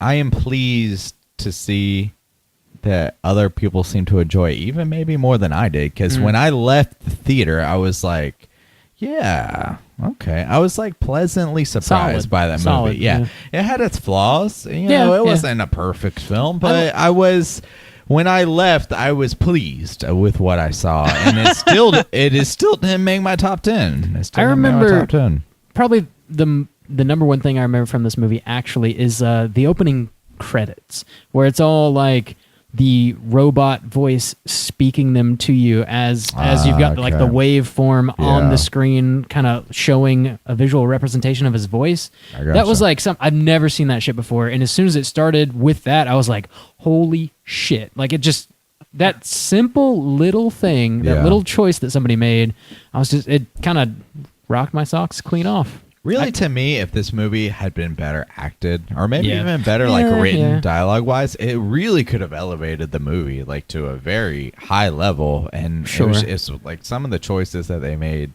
with the main character and the dialogue and the acting was just like really questionable to me. I think probably to that end, like the biggest thing that you can point to, I'm just now like realizing this. I think maybe the biggest issue I have with that movie is that it plays with Black Mirror ideals, but dabbles too hard in Mad Max territory, where like the future is like really ostentatious and bizarre, and like you can't understand it, which is probably more true than not. But in order for you to connect as a viewer, that has to be relatable enough. And there's some things in that movie which, like, some of the like villains, some of the like thugs that he beats up and shit are a little bit fucking like Mad Maxy, a little cartoony by comparison. So it's kind of hard to take it as seriously as you want to. For sure. So maybe that's like the real crux of the issue I have with that movie. But otherwise, I like it. It's totally a B movie, but it's clean. It just looks clean. So it's kind of like maybe you're not totally sure how to take it, They have tracking shots and shit. And I was surprised. I mean, it's looking back now, it's not like so like, oh my god, what a amazing kind of twist or whatever. But Yeah. at the time, I was like, oh shit, yeah, okay. Like I was down with it. I was following the ride that they kind of laid out for me and enjoying it. Down with the sickness. Yeah. Ooh, ah. Oh Lord, let's move on to number 6. Randy, what's your number 6 spot? My number 6 is actually another female-led film, and well, not so much one that's sci-fi, but well, I guess a little bit, and it depends on how you look at it. It's a movie called Unsane. It's another movie we have not recorded. Nice. Have you seen it, Bob? I like it. Yeah, good pick. Yeah, I like it a lot. Juice, have you seen it? I have not. Okay, so Unsane is a movie that I like for a number of reasons. First of all, it surprised me. I did not expect to like it, which is completely on me. And I'm not gonna pretend like that's an objective point that it's earned, but it earned it. Yeah. So that's earned for me. Second is technical. The idea that this movie was a personal sort of like attempt by Steven Soderbergh, whether like capitalistically initiated or not, to film an entire movie on the iPhone. I think that's an interesting challenge to make for yourself as a very well established fucking Hollywood director. Yeah. To make a movie on what's basically a toy for most people. And third, and probably most importantly, is the story. Like, this movie does a lot of shit that is very expected for a while, and then it goes off in a direction that I did not expect. And I think that's, like, anytime a movie is able to sort of like pull the rug out from under me, Yeah. like at this point in the game, this isn't 1998 when this isn't pre Shyamalan. Brandy's wise to your games, motherfucker. It's a post Shyamalan world. We're all trying to be Abed and Nadir and seeing where this is all leading. And then usually we can see the obvious conclusions, the Occam's razor of what's happening. But a certain storyteller can see those things too and then subvert it. This movie subverts expectations for me, and that is more than enough for me to laud it. The acting is interesting and great, and the technical prowess is really interesting and great and unique. It's just a unique movie in a lot of ways. Yeah. The story doesn't seem unique at first, which I thought was going to leave it to be unforgettable, but it turns out not to be, because it subverts those expectations in such a way that's not like very visually stunning, which is fine because it's being recorded on fucking iPhones. Yeah. But like, in terms of subverting like the typical story that you would expect from this scenario of a woman, I don't know if I covered it, but it's about a woman who winds up being committed to a mental hospital by frustrating misunderstandings and deviousness on the part of the hospital itself. Ooh, it's sort of like me. Yeah, isn't it? Like, it's like this sort of like red. It's like, first of all, it touches on like red tape, like how red tape might end up in capturing you. Yeah. And like, it's like, oh, you didn't sign this check the right way. You get to go to jail now. Yeah. And now you're in jail for 100 years because you can't afford to pay for bail and that sort of shit. It's like this entrapment thing, which is a very real fear in this country. Not so much for white dudes, but I don't know, man. I think that it's the fact that it surprised me more than anything else is what leads me to give it this spot. But it really surprised me, and it really gave me something to chew on, and it really impressed me with what it was able to accomplish with the technology given. So it's number 6 for me. Nice. Juice, number 6. What you got? Number 6. I'm going Overlord. We Nice. covered it not too long ago. New movie. I like this movie. Especially the first half was really impressive. We kind of gushed over that opening scene in our when we reviewed the movie. I always said like the aesthetic and just kind of the idea of the World War II as a movie point kind of draws me in for the most part and in most movies. And that opening scene is so good in this movie. It's so good. And while some of the other scenes are kind of lackluster by the end, I feel like for the most part, they kind of live up to the expectations they kind of set up for this movie. I probably would have liked for it to end a little bit stronger. But That's overall, my problem with it as well. Yeah. But overall, I mean, it's got some really impressive stuff, and I like also too. At the same time, I'm like, I would have liked a little bit more from it. And I don't shy away from that. I still agree with that kind of idea, but thinking about it, it kind of subverted expectations a little bit as well. The whole idea of like, oh, this has to be a movie where they're constantly being chased by zombies or something like that. Like it was sparse, but it was impactful when it was. I don't know if it was sparse, but I know what you're saying. Like it wasn't a zombie film, which is what people went into it thinking they were going to get. I think. Exactly. It kind of it was itself with kind of no apologies, and it held up pretty well in that. Outside of even like the zombie realm, it more like the kind of fear and the horror and the tension came from like kind of the claustrophobicness of like where they were in this like basement kind of laboratory and stuff like that, and just the Nazis in general and experiments and stuff like that. It took the whole like Frankenstein's monsters or whatever that bullshit movie was, and it made it like a legit Frankenstein. Frankenstein's what? Army. Frankenstein's Army. Thank you. Oh, okay. I was very Yeah. confused. I thought you meant Frankenstein. I was like, No, I don't know. no. If that's Frankenstein. anything. Frankenstein's Army. It was like essentially the same premise, like Nazis experiment and shit. But this movie made it legit, and like just in that opening scene alone, and in the characters that they developed, I felt like the first half of this movie was so solid. And really, I just have some qualms with it, like how they chose to end it. And I felt like it was maybe like I don't know, or kind of do this kind of thing. And it wasn't the worst. It just certainly wasn't up to the potential that it could have been. So ultimately, Overlord is going to take the number 6 spot for me. It's certainly positive, but it I see the potential. I see what it could have been, and I'm a little disappointed in ultimately what I got, but still overall like a very pleasing and enjoyable film. That was an honorable mention for me as well. And I think I understand what you're saying. Like the idea of setting it in World War II. Yeah. It's like it's a double-edged sword for me personally, because on one side I think, well, that's easy. But the reason I think it's easy is because the stakes are very clear. Like there's no war that Americans have to look to in our history that is as just as the liberation of a bunch of people being genocided. So like in our collective minds, it's like it's the obvious go-to when you want to say America is good and it's the force of good. So the delineation between good and evil is very clear on the outset, and the movie gets to play with the strands of that and how they interweave and how they interact. That's why World War II movies on a lot of levels are good, and how they can be complex or not so complex. That's why there's a Frankenstein's Army movie, because it's so obvious that Nazis are evil that you can make them cartoons and nobody bats an eye, and like you can make them fucking zombies and shit.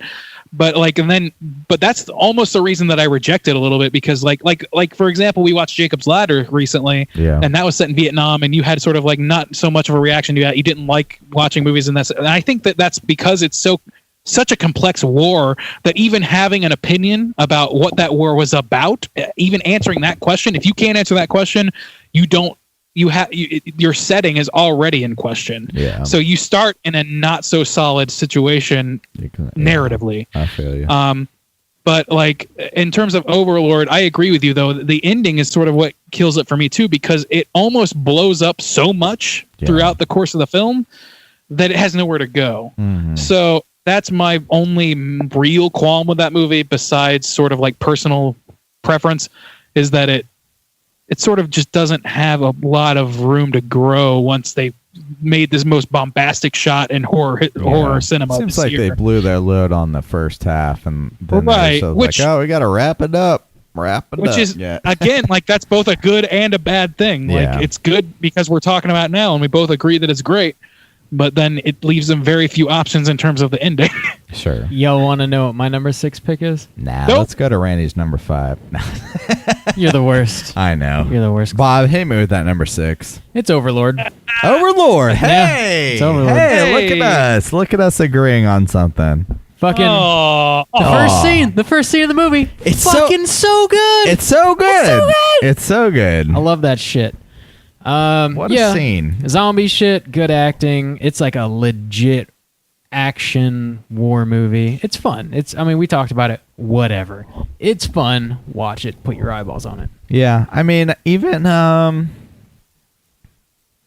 don't know, it's one of those movies where I feel like maybe in the couple years I might forget like some major details of it. Yeah. Like I don't shy away from that idea. That like some of it was like, how even now I'm kind of like, what were they doing there and what was going on? But there's enough distinct scenes that first scene is so incredible. Yeah, it really is. Even like, so he's on the plane taking fire, falling from the plane, which is probably the coolest shot. Period. It really is. And then even to the point where he lands, he regroups with his friends. It's got like that crazy silhouetted shot with paratroopers hanging from the trees. Yeah, absolutely. They're building the characters as they're walking through the forest. One of them steps on a landmine and gets blown up. Like that whole until they get to the house. That was fucking Grey Worm. Yeah, fucking Grey Worm. That shit's like. It's so fucking good, man. It really is. And it does not maintain that intensity throughout the whole movie, for sure. If it did, it'd probably be my fucking number one pick of the year. Yeah, I mean, but It's just solid, Peter. It kind of Peter. It's like siphoned off. Yeah. Like, started off real strong and then just kind of funneled out. But I agree though. But not so much that it's unwatchable. No, or anything. not at all. absolutely Not at all. I mean, it Not at hit two of our number good. 6 spots. So, It's very good. whew, Randy. So, what you got? Bad Robot. Still making good shit. Trust him. Randy, number 5 spot. So this is number 5 for me. It's a little film that we will not agree on. It's called Halloween 2018. Yep. Let's get it. So Halloween for me, like we've already talked about it a lot. Some of the qualms that you have with it, I feel like they're both fair and unfair. And let me explain what I mean by that. Some of your qualms sort of seem to stem from this idea of what the general audience will think of it and what certain people will think of it when they go in to watch it. And I don't think we take that consideration with every movie. So I think it's unfair in that regard, but it's also true. Yeah. And it's also, and more than that, it's also based on a real reaction that you're having. So in that regard, I respect it, and that's fine. But like for me personally, like I'm not interested in what Joe Moviegoer wants to say about this movie any more than I am about Cam or Upgrade or Revenge. I like this movie, and I think that character development is maybe a little lacking to your point. But not as much as I think that you think, or at least not for me. Like I think it was stronger than you're giving it credit for personally. And what aspects? of What characters did you felt were really strong in this film? what I feel, it's not so much the characters individually, it's the characters as a family dynamic, which is the core of this movie for me. Like the Strode family, for lack of a better term, that whole dynamic of rejection and complacency and desire to be with each other on some, like for each of the characters. Yeah. I think that's really interesting. And that's about the only way you could go while also still involving Laurie Strode. Yeah. Like, I don't know how else you would involve her in a way that's distinctive from Halloween H2O and her just being sort of like, You don't think that they could like completely cut the granddaughter who served no purpose in this movie whatsoever and just focus on the daughter? She did serve a purpose. Her You purpose needed her. was Yeah. her purpose Really? was I think so, to, yeah. her In what purpose way- was in to what bridge the way? gap. Because the mom needed that stake. She needed her granddaughter to be invested in her grandmother, to be conflicted about their relationship enough to have that sort of relationship blossom at the end. I think that it works for me, and it's not like the greatest on-screen dynamic of all time. Yeah. But it's something that I feel like it works well enough for me, especially in the context of a Halloween sequel. And like, granted, I agree with what you say that like, yeah, if you judge this movie purely as a movie on its own, it doesn't stand out as well as fucking Get Out or something like that, which is why it's my number 5 and not my number 1. Yeah. But this is a fucking horror sequel in a series that is plagued by horror sequels that are not so good, even if I like them. This movie actually tries. This movie tries to be quality, and more than that, it succeeds in a lot of ways. I think that the first half has some flaws maybe, but isn't so bad as you say. I think that like the podcasts are a little annoying, but every slasher movie you will ever see has an annoying character that gets what they have coming to them. Yeah. Like that's part and parcel to the territory. What about that opening though? Which opening? With them The in the opening mask? where they shake the mask at him and he's in I the gotta thing? be honest. I like this movie more than probably both of you. I got problems with that intro. I do. That intro's rough. It's a little rough. I don't know. To me, like it was a little on the nose, maybe, but aside from that, it didn't bother me. It didn't leave me bothered. Man, Let's just put it that way. I thought that was terrible. And then, like the center part, like the part you said that you like the homages better than anything else. That's what a sequel is. That it's a new story with homages to the original, or with usually an attempt to re-encapsulate the feel of the original in some way. So if you like those parts, it's not so much maybe that you dislike this movie as much as you think, or as much as you seem to be claiming, or much as it seems like, but maybe it's more that you love the original so much, you hold it in such esteem that watching this movie sort of like do another variation on it isn't hitting you so well, which is completely understandable. I've never seen a horror sequel, a slasher sequel, that trumps the original unless it was goofier and that therefore funnier and more fun to watch than the original. This movie doesn't go for that blood. How maybe Rob Zombie kind of does. It depends on who you ask, but this movie doesn't. And I appreciate that it takes The Shape seriously as a scary personality. Me too. And I appreciate that The Shape kills a child and makes you question the logic of decency in terms of movies. Like in terms of movie slashers, they're crossing lines that they haven't crossed in most slashers. I think that it's pretty good. And it's not the greatest movie ever made. It doesn't hold a candle to the original. No sequel usually does. Yeah. But as far as it comes, I think that there's a lot of positive things you can say about this movie, and that alone, like with a critical eye, I can say positive things. Not just so much, not even just like I enjoyed watching it, but there are certain things about it that I'm glad that they made the choices that they made. Okay. I think that it's pretty good. I don't know. It's a 5. It's 5 out of 10. 5-star. You heard it here on Straight Chillin' Podcast. No. Rating it. I Gene Lane, 5 forgot stars. what metric we're using. So Where are we? Who am I? What? Juice, what's your 5 spot? I'm trying to catch up to you bitches. Number 5 spot is gonna be Mandy. Okay. It's gonna be Mandy, my boy Nick Cage. This is a movie that I am pleased to say that like when I initially watched it alone, I was like, man, I mean, I saw some appeal in it, and I was able to mostly recognize the kind of artistic value in it, but it wasn't until we kind of had it sat down and had our discussion and people were able to kind of pull things out that I was like, that I really started to appreciate this film. And that's why I said, like, I really wanted to rewatch some of these films for the top 10 to really kind of solidify what I thought about these films. So Mandy, I still think is not a super accessible film. Yeah. It's not necessarily to its detriment. It is a little bit, I guess, and as far as recommending goes, but I'm happy that this guy made the movie that he wanted to make. I think I said that in even our original, and I was like, even if it's not super accessible, I feel like even in watching this film and saying like there's some critiques to it, like he made the movie he wanted to make. Like good on that guy. And I appreciate it more now than I did in my initial watch before we originally talked about it.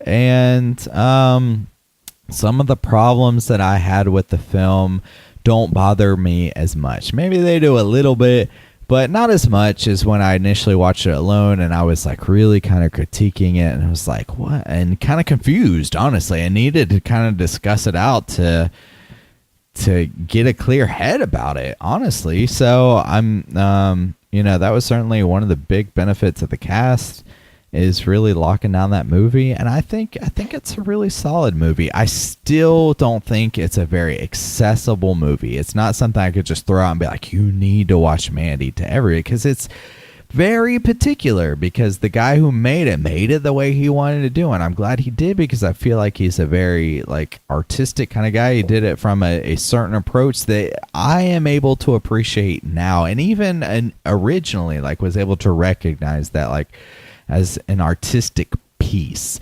But it's still, you know, not an easy recommend. You can't just throw out Mandy for anybody to fucking watch. I mean, it's very particular. Yeah. But in what it is and what it does and what it wants to be, it's great. It's good. It's good. There's maybe some little nitpicky things I have with it, but I think overall, if like I could score it again, it would be bumped up from what I don't remember exactly what I originally scored it, but I feel like it would be bumped up at least like a half a star. So on the rewatch and being able to discuss it and chew on it and think on it and kind of revisit it again, I had a much higher appreciation for Mandy, and it's taken my number 5 spot. Nice. Yeah. Good for you. I'm proud of Thank you. I'm proud of you, brother. Comments reserved. Same. My number 5 spot is going to be a movie that I talked about on the show. We did not cover it on the show. It's a little movie called Director's Cut. This is the movie that it was crowned.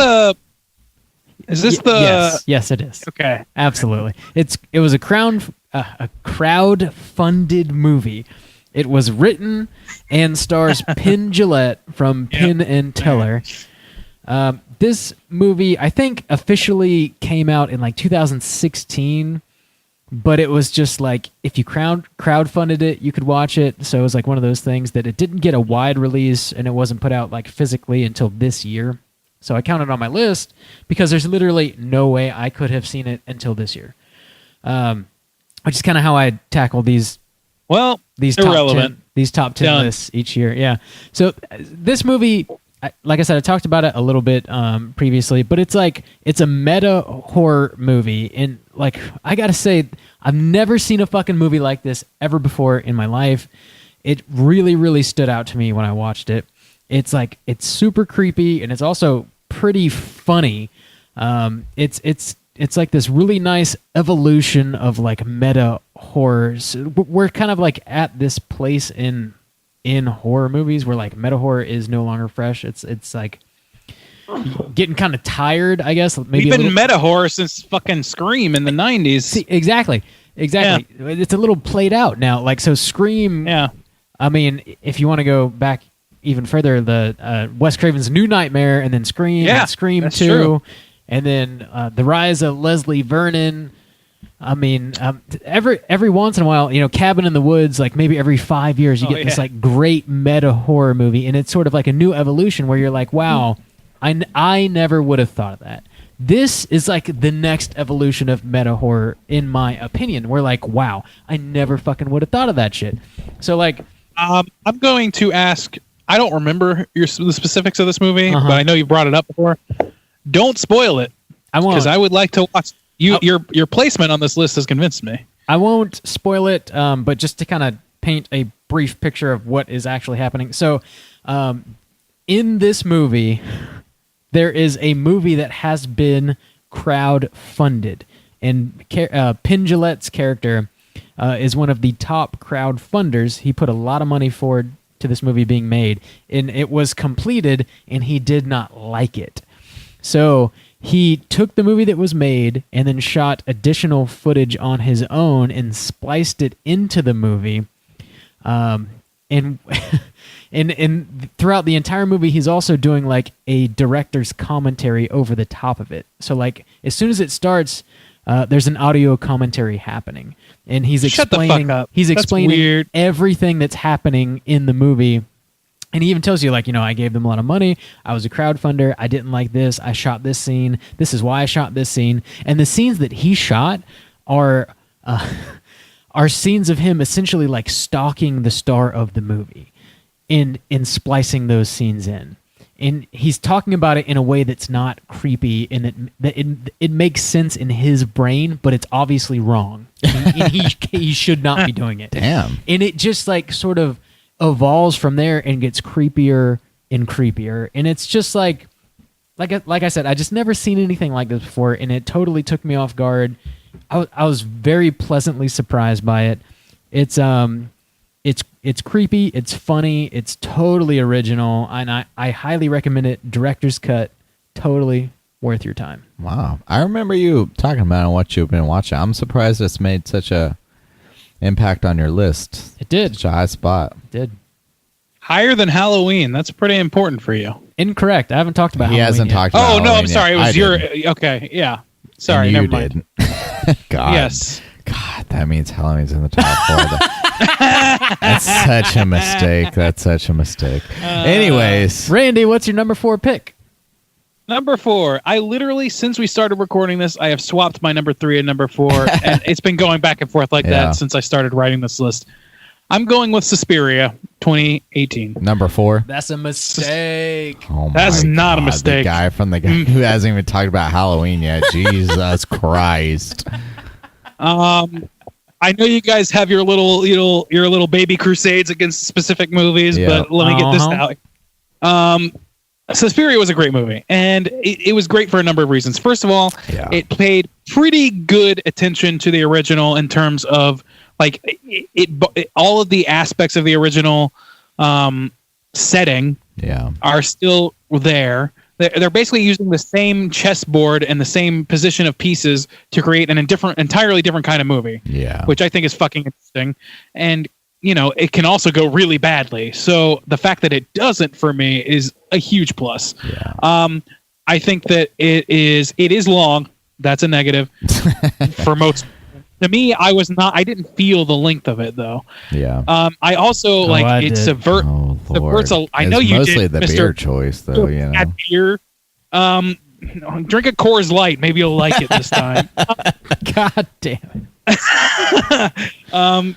I think that between the audio and the subversion of elements from the original and the subversion of what you expect from any movie, really, not just by knowing the original, in addition with the performances of the actors, I don't. There's not a whole lot that I want to complain about with this Yeah. movie. And let me see, what did I give this movie? I'm trying to remember. I think it was a 4.5 Like or a 5. 4.5 or 4? Close. 4 or 4.5.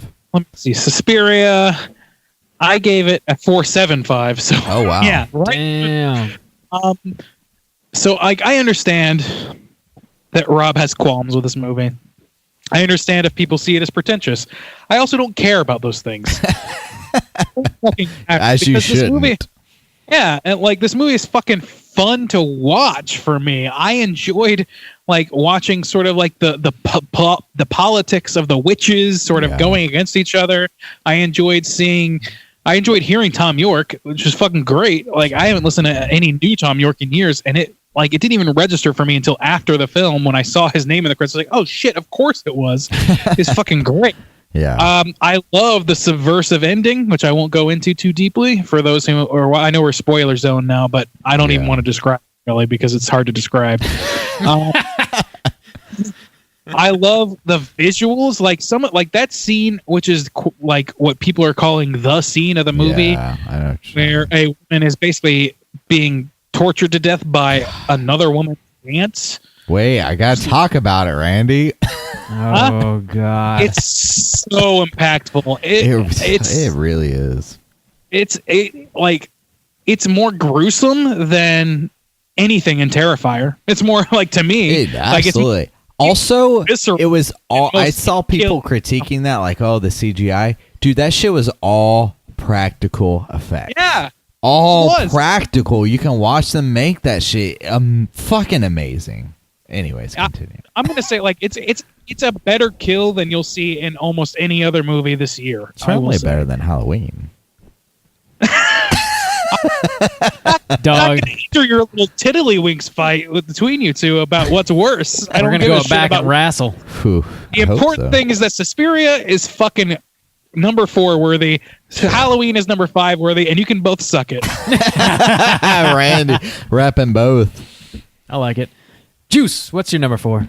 I'm going A Quiet Place. I I know when we picked up this movie, you know, you kind of pull at the thread and it pulls the sweater apart a little bit. But at the same time, I mean, this is an original movie. He Sick wrote, Weezer reference. yeah, he wrote this movie.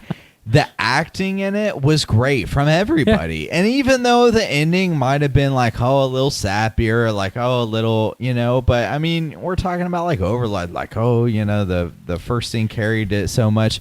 Man, this movie was well crafted. It was. As far as a horror movie goes, as far as like an original creature, an original world that you have to survive in, I thought A Quiet Place did a great job of establishing all of those things. A family that's believable, a family that you can kind of relate to, and in the struggles that you kind of can like relate to. I mean, just the world, it felt real. Like, yeah, I could see that. Like, okay, I would understand how those rules make sense and apply. And there were some things like, yeah, like maybe we're a little loose, you know, a little slop. But ultimately, as an original horror film with original creatures, an original world, original characters, and everything like that, I felt like you did a damn good job, man. And to the point to where I felt for the characters, and even though maybe, you know, kind of toward the ending was a little hammy and what happened with the family and everything, I can't deny that it didn't like pull on my heartstrings. It didn't, you know, I didn't like feel the weight of the choices that these people made and the sacrifices that they made and everything like that. So, you know, yeah, maybe it's a little hammy and everything like that and how it kind of ended up, but it was still effective and still a damn entertaining movie. Ultimately, is, you know, like I kind of talked about like that whole like popcorn horror and stuff like that. I mean, I felt like this movie really was able to successfully kind of ride that thin line of where you're able to really please your audience, suck them into this universe that hasn't existed. It's not a sequel, it's not a spin-off, it's not a cover, it's not a reimagining. This is a new fucking film. You're pulling them in and everything and making you feel for the characters and understand the world and sympathize with the world and everything like that, and like kind of the true horror of like, what if I was in this situation? You know, kind of that old school, like, what if this was me? Mm-hmm. What if I was here? And how would I deal with this? And how could it easily fall apart, you know, if I made one simple mistake? I mean, this movie is very effective in that, and it's entertaining at the same time, well acted, well crafted, well acted. Like, I don't know, it's just, you know, it's got some nitpicky flaws, but I think it's worthy of a number 4 spot for me, especially for an original film. I didn't take it into account for myself because to me it's almost a detriment. But I agree with you. Like, this movie hits that popcorn movie effect. Like, it's the same way that like The Sixth Sense did. It sort of has that broader appeal to where it's not quite so gruesome that like a standard person wanting to see a movie will be like disgusted by it. Yeah. Nor does it have so little like tangible like fear moments that nobody's scared by it and they just kind of like laugh at it or just think, oh, how stupid is that? Like, it does toe that line really well. So from a populist perspective, this movie is maybe the most successful movie of the year. It hits that sort of sort of it like last year's It. It hits that sort of like middle ground where it's like where I think that movie was. I think it was kind of sort of like chemically engineered to be that sort of like popcorn favorite, whereas this one feels more organic from the mind of John Krasinski. I believe he was a writer on this, was he not? Yeah, he wrote, absolutely. Directed, and starred. Which that's is what impressive. I thought. I didn't know if I was misremembering that, but yeah. So like, it seems really accessible, and not just that, but it also seems really successful in making it scary without making it just too disgusting to watch. Yeah. People. So yeah, that is a plus for it, even if it's not one that I would consider in my list. Yeah, I didn't talk about this in my list, or I haven't, and I won't. But what's his wife's name? I can't remember. Anyway, she made the movie for me. Yeah, Mary Poppins, if you will. That bathtub scene. I won't. that fucking bathtub scene, she just Yeah, wrecked she- it, yeah, man. she Like, did. holy shit. Congratulations, you can act. Holy hell. Anyway, my number 4 spot. Oh, You ready for it? I know It's Halloween. what's coming. It's Halloween. Well, at least it's not number one. Thank No. Christ. Definitely not number 1. I thoroughly enjoyed Halloween 2018. I didn't love it. However, what I do have to say for it is that everything I expected from a sequel to the original Halloween that's coming out in the year 2018, it checked all the boxes for me. Okay. It really did. What were those things? So, Michael Myers, Okay. he comes out, Who's that? fuck, I don't know. He's in Star Trek or something. I don't fucking know. What did you love about Michael Myers in this film? He is absolutely relentless and scary and terrifying and brutal. He's everything that you want from like a legitimate slasher movie. Like Okay, I agree. a scary motherfucker. He was like good. he's a force to be reckoned with that you cannot stop. Brutal, Yes. but unpredictable. Yes. He had great kill sequences. Yeah. For sure. Also, something that this is probably the most difficult thing that the movie had to tackle, but I think it pulled off well, is it brought Laurie Strode back. Okay, Right? yeah. And her character didn't suck. You know, how hard is that to do? Like Yeah. watching her character come back in like H2O. So, yeah, like what, 40 years later? Yeah, 50 years, yeah. In H2O, she was like, okay. Yeah. There wasn't a whole lot going on there. Resurrection is like fucking unwatchable. It really is. I'm gonna pick that for the cast one day. I've never seen it, and I'm gonna make you guys watch it again. But like, you know, the original Halloween and Halloween 2, you know, Laurie Strode's in both of those, obviously, and they're fucking great. They're absolutely great. But it, you know, barring those, this is like the best Laurie Strode.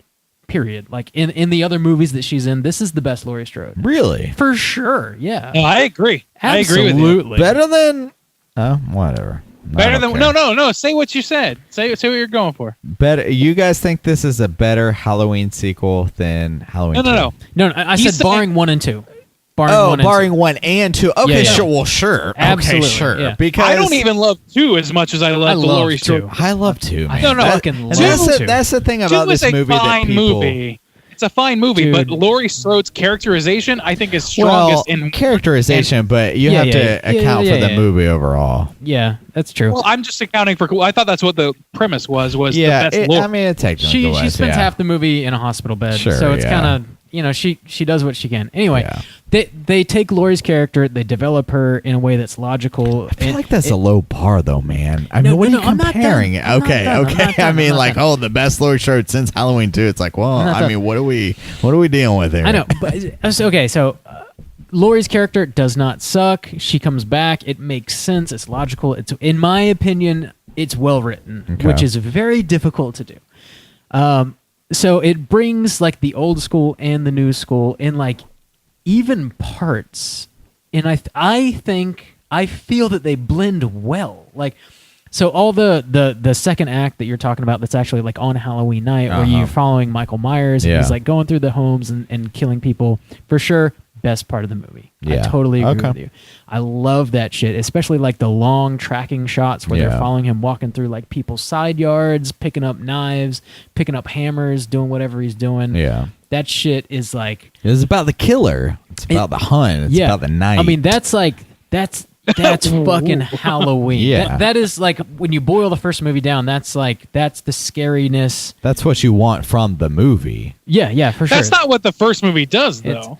I First mean, movie that- doesn't that's usually like, follow Michael. no. But that's like this. Sorry, that's But like I the like- scary part of it. You know what I'm saying? It kind of like No, distills that. I also agree that that's the best part of the movie. I'm Yeah. just saying, like, you're making the comparison.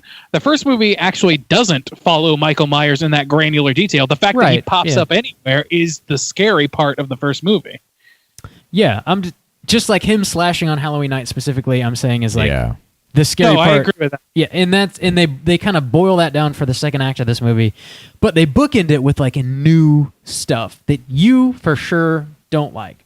I thought it was pretty good. It's not that. It's just like, it's like, Yeah, Yeah. So the first act, the podcasters, I don't love the podcasters. Yeah. I don't. They're whatever. They Nobody serve. should. They do serve. Nobody should love the podcast. They do serve a purpose, though, and I understand that. And it's sort of like they're kind of born out of necessity to like info dump for sure, because there's 40 years in between these two movies. Except they could have done it with here's the problem with the podcast that I have. You said that like they have to serve the purpose of info dump, and Yeah. you see it as like a necessary like evil, like Kind oh of, they had yeah. except you had a daughter there, like the whole Yeah, but she doesn't know. the feel between like the whole like show me don't tell me thing. Mm-hmm. Like could have been so much better between the Yeah, daughter you might and have- the you might have mother a point. You might instead have of a point. just like literally looking at the screen and telling me what's going on. But so anyway, But it also needs red shirts. This movie needs red shirts. it does It need does. it does need rush. That's what they provide. These are cooters for the right. They're not even cooters. We They're could- not even cooter material. We could for sure talk about this for at least another hour. I'm gonna I try know, and I know. blaze through real quick. So it's got the things that I personally wanted out of it. I got for sure, and it didn't totally shit the bed. It's got like a brutal killer. Michael Myers comes back. They treat him right. Laurie Strode comes back. They treat her right. They've got like the dumb high school kids doing whatever they're doing on Halloween, smoking dope, babysitting, Yeah. whatever, getting killed. And they've got like the awesome slasher scenes on Halloween night, which you got to have. They bring a lot of new stuff into the story, which I think, especially in the third act, was fucking cool, man. I liked the third act. The first act was kind of... They're covering ground. They got 40 years to cover. They do what they got to do. I don't think they did it poorly. Did they do it absolutely the best they possibly could? Probably not, but it's sort of like, fine. It's passable for me. Overall, I got the atmosphere. I got the scariness. I got the old characters coming back and being treated well. I don't know, man. I like this movie. I like it a lot. It's not perfect, but it takes my number 4 spot for sure. There it is. Great job. Hey, thanks. Randy, what's your number 3? Number 3. Okay, now we're entering into the territory of movies that I don't have a lot of strong critiques for. Yeah. Yeah. Although this was sort of in the running with Suspiria for me. Hereditary is my number 3. Oh, I love this goddamn cast. I don't know what's going on. Yeah. I don't know what's going to be number 1. I don't know what's happening. I continue to be surprised. Me as well. too. From everything. Wow. Well, yeah, I'm here to help. I love it. I love So it. Hereditary for me, it's on the top of a lot of lists, and I totally get why. Yeah. Like as maybe the biggest fan of The Witch that there is, I want to think anyway. I was excited about the fucking movie. I was Yeah. excited about the Steve Eggers movie, and I was not disappointed at all. I maybe a little bit. But here's the thing, like. The thing I was disappointed about is that it wasn't The Witch. I love The Witch so much that I wanted to see Me and more of you, the same. too. Me And and this you, brother. movie did, huh? Me and you, brother. God, I love that movie so much. Brother. That movie's fucking great. And It is. this It's movie is unbelievably also good. great. The movie's also great, but it's not the same movie. And I think Yeah. that's maybe my biggest qualm with it is that it's not that I Yeah. already love. I feel which ya. is maybe the same problem you're having with Halloween. You're kind of but blowing it's my like- mind that it's number 3. God damn. It's my number 3. I think this movie. First of all, okay, let's just go down the technicals. The Sure. movie is absolutely beautifully cinematographized. Yeah, I'm gonna made up that word. No, I agree. I agree. I'm keeping up with your drinking. It's cinematographized, super good. It's So also purty. it's also like acted in impeccably. I would say. Yeah. I don't. Toni I Collette. have no complaint. Toni Collette is a fucking god. I love her. Damn. I've not seen anything she's been in where I've not been like completely sold on whatever she's doing. Yeah. She plays a certain role very well. I don't know if she, I don't know if she's all that limited. She plays conflicted well. Maybe that's- I wouldn't necessarily that she's limited, maybe a little pigeonholed, but Maybe. not by her own detriment. Like, Yeah, I like, mean, I I don't- don't think she she's not flourishes. capable, but maybe a little she's pigeonholed. 100%. The thing is, I think Toni Collette could do anything, and I would Yeah. be on board. She has proven to me that she's able to play fragile and strong in the same character in multiple different facets, multiple different kinds of characters. Yeah. She's both strong and fragile, Sure. and I think that's fucking amazing for any actor to be able to do that in differently characterized ways. So that like not and setting aside Toni Collette, the rest of the supporting cast is great. It's like really, everybody. there's nobody I could say like, oh, they really shit the bed on this one. The reason for me that it's number 3 is that, and I think like this is maybe personal bias still. Yeah. It's not as good as The Witch to me. It doesn't hold that sort of sacred territory. It doesn't Maybe feel so like damn good. it doesn't feel like a story of sacred, like like a repulsive like anti. I don't know, like The Witch. The Witch hits these certain notes that are very sort of. It's very black and very dark, and this movie hits those dark territories, but it does not hit like. It doesn't hit like that primal level for me. It doesn't hit like maybe it's the lack of historical significance. Yeah. Maybe that's Well, but- yeah, The Witch is so ingrained with like they The stick to history the and all that. language and the history and the aesthetic. That- And, yeah, the history and like what they're building out of, what Dave Eggers was building out of with that script is so interesting to me that I think Yeah. it adds an extra element that this movie can't compete with, because while it's very interesting, it's also very modern, and it's also does. This is not the same director as The Witch, by the way. Wait, what? The same writer, isn't it? I don't think so. Am I wrong? I'm it's not the same director. I think that was a common mistake that was made. This is that was this made is often. David Oh Eggers' my like god! directorial debut is Hereditary. I thought you were just making the comparison because they're both A24. He didn't direct Hereditary. According to IMDb, Ari Aster directed and wrote this movie. Oh, Ari Aster. Right. So That's I've his completely fucked on this. Yeah. But I was. Yeah. It's No, okay. So I understand Eggers- the comparison. I am gonna draw a similar comparison as well. It's the type of movie that's being made. It's Eggers' like, next movie is The Lighthouse. It's coming out next year. Oh, It's shot in God, black yeah. and white, starring what's his face? yeah, God, Green the Green Goblin. Goblin. Yeah. Yeah. I don't know. Like, I can't come back from that. That's fucked up. I really thought this was a Dave Eggers movie. Yeah. No. It's been made a Not lot. even Dave Eggers, it's Robert Eggers. They got the wrong fucking Eggers. Holy shit! The comparison has it's not completely unheard of. The comparison has been like it's the type of like slow burn kind of psychological more A24. like It's Yeah. The horror movies that A24 kind of tends to put it's so out. it's not out of the it's realm art for you house to horror make shit. for you to make these comparisons. It's very kind of you guys to cover up for me, but this is No, embarrassing. seriously. In I- any critique, I think of any critique I have heard of this movie, any review I've heard of this movie, a comparison to The Witch has been made in every single one. So it's not. That's fine. I'm genuinely shocked that I had this all so wrong. But so I'm We're gonna do myself professionals. I'm gonna do myself the only favor that I have, which is to set all that aside. And let's consider the movie Hereditary. The movie Hereditary has great acting, has great cinematography, Yes. has fucking an interesting story, which while is more like I was comparing it negatively to a movie that has nothing to do with it, but it also it hits something primal, but not quite as primal as that movie, which is Yeah. what something that I was counting against it, which I guess doesn't really apply so much now, but. Overall, I think this movie, like, it tells an interesting story in a modern context, which is the story of, like, sort of internal rejection from your family yeah. and, like, sort of subversive and not subversive, but sort of like bubbling underneath the surface, some sort of antagonism between you and your family. yeah. You want to be a great creator. Toni Collette wants to be a great creator. She wants to make creative and interesting things, and she does. But she also can't do it because partially her family is interceding. It's interceding on her thoughts. She can't. It's almost like the separation between the self and the family. yeah. Even though like she strives for that at the beginning, kind of, and then by the end she's struggling to hold those two disparate pieces of cloth together by string and thread and hope.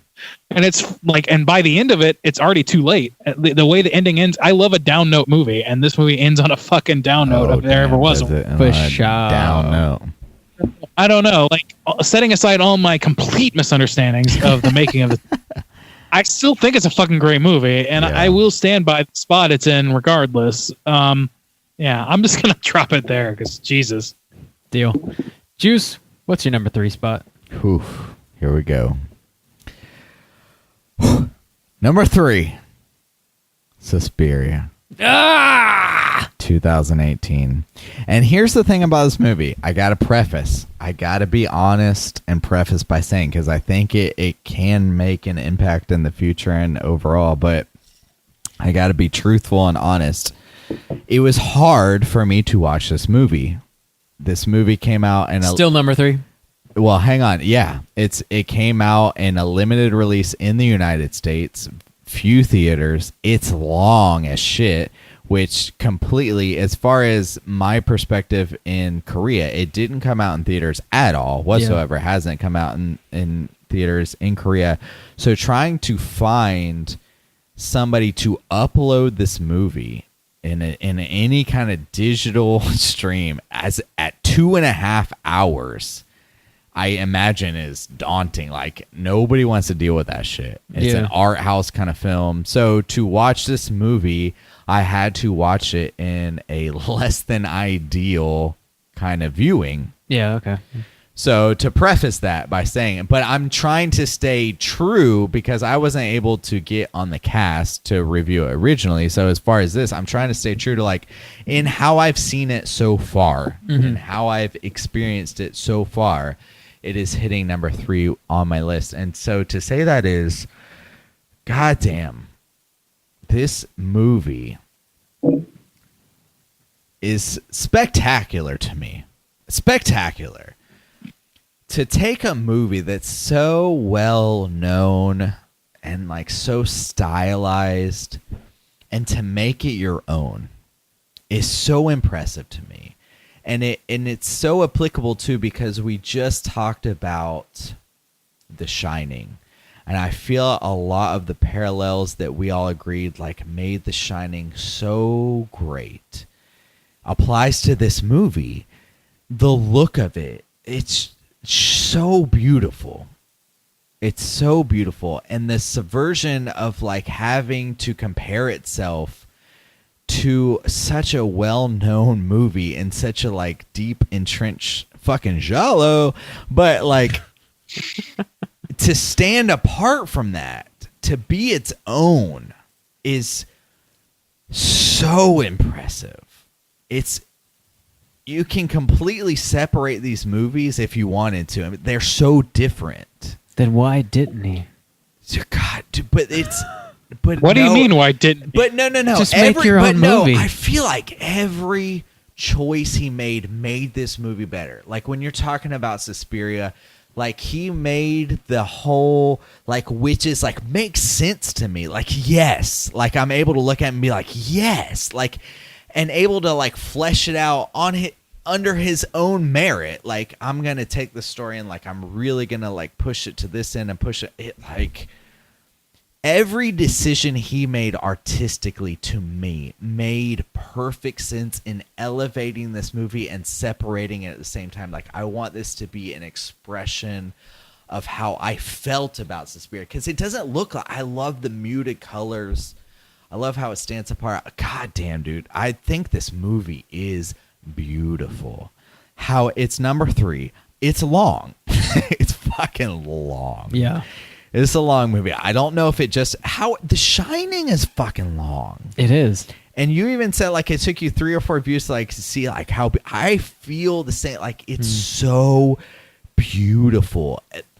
Like, the soundtrack, too, as well. I loved how he took these things... Him adding the whole idea of, like, adding the dance to the witchcraft. Like, making that a part of it. Like, when you dance, it's... I like was that. so brilliant to me. It's just like, fuck yes. Like he elevated the original. We've talked about the original Suspiria and we're like, yeah, it's more style than substance. In this way, he was able to make it style, but still its own. He wasn't even copying the same style and give it so much substance to me. Like the idea, spoiler, behind like her being like the mother superior. I want this dude to fill out the trilogy. I want him to so bad. I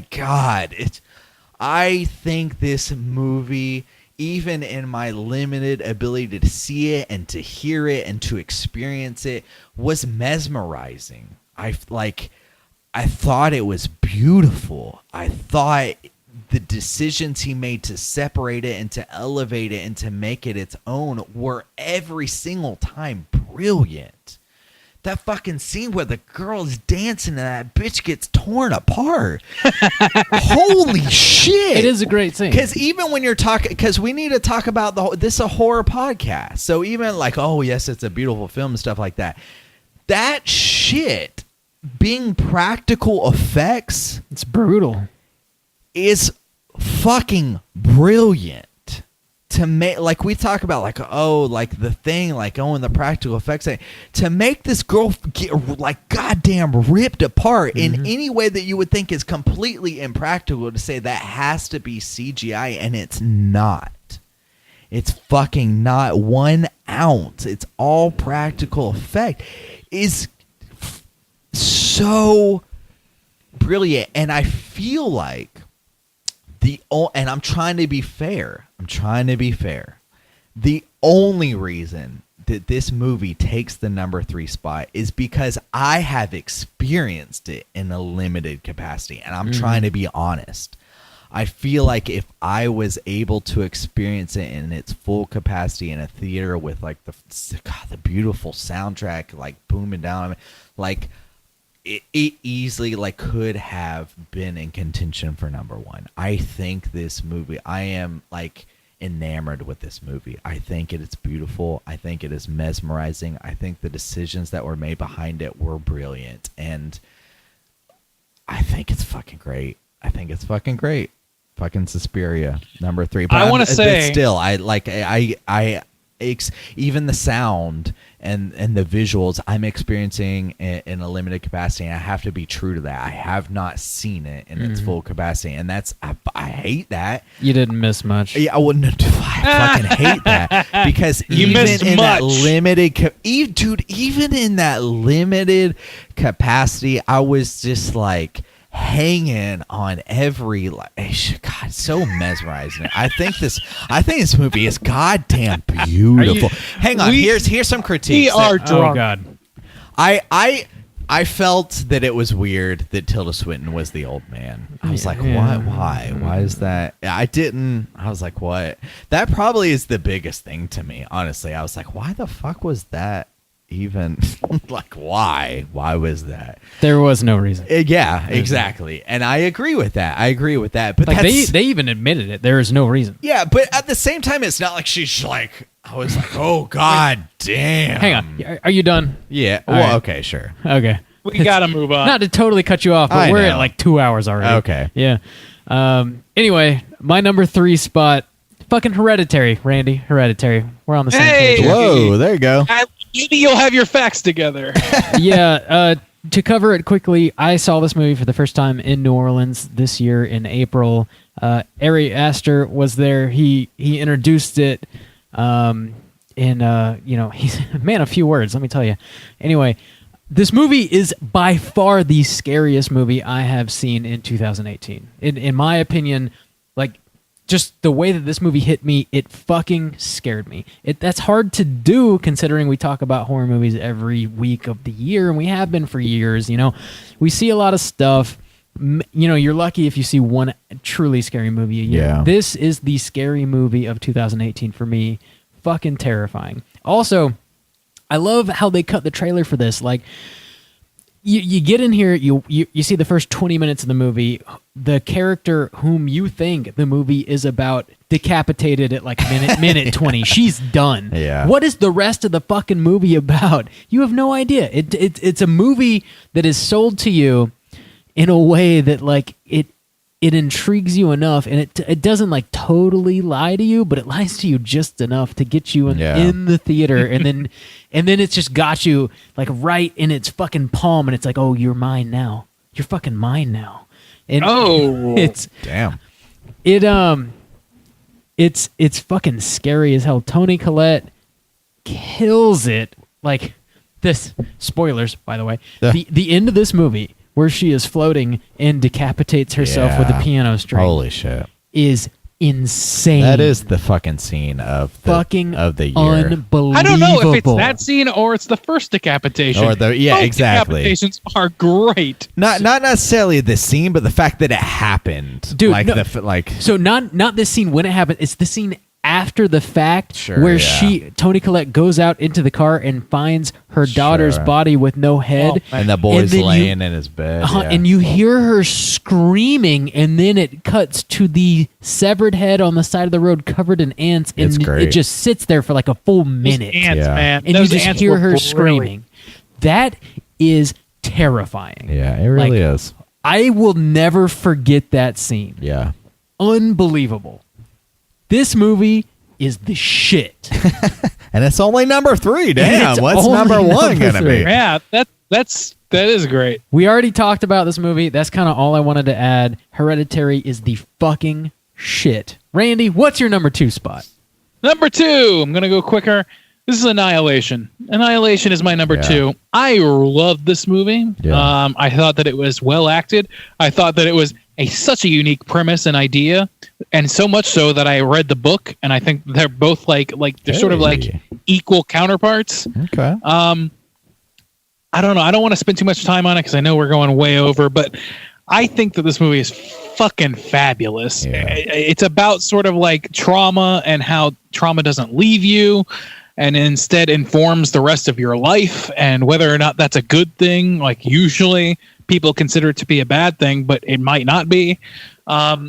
Sort of the, I don't know, like the integration of experience into your life. That's really what it is. Like it's about constant changing, constant adaptation, and constant rebirth Yeah. within new frameworks of thinking.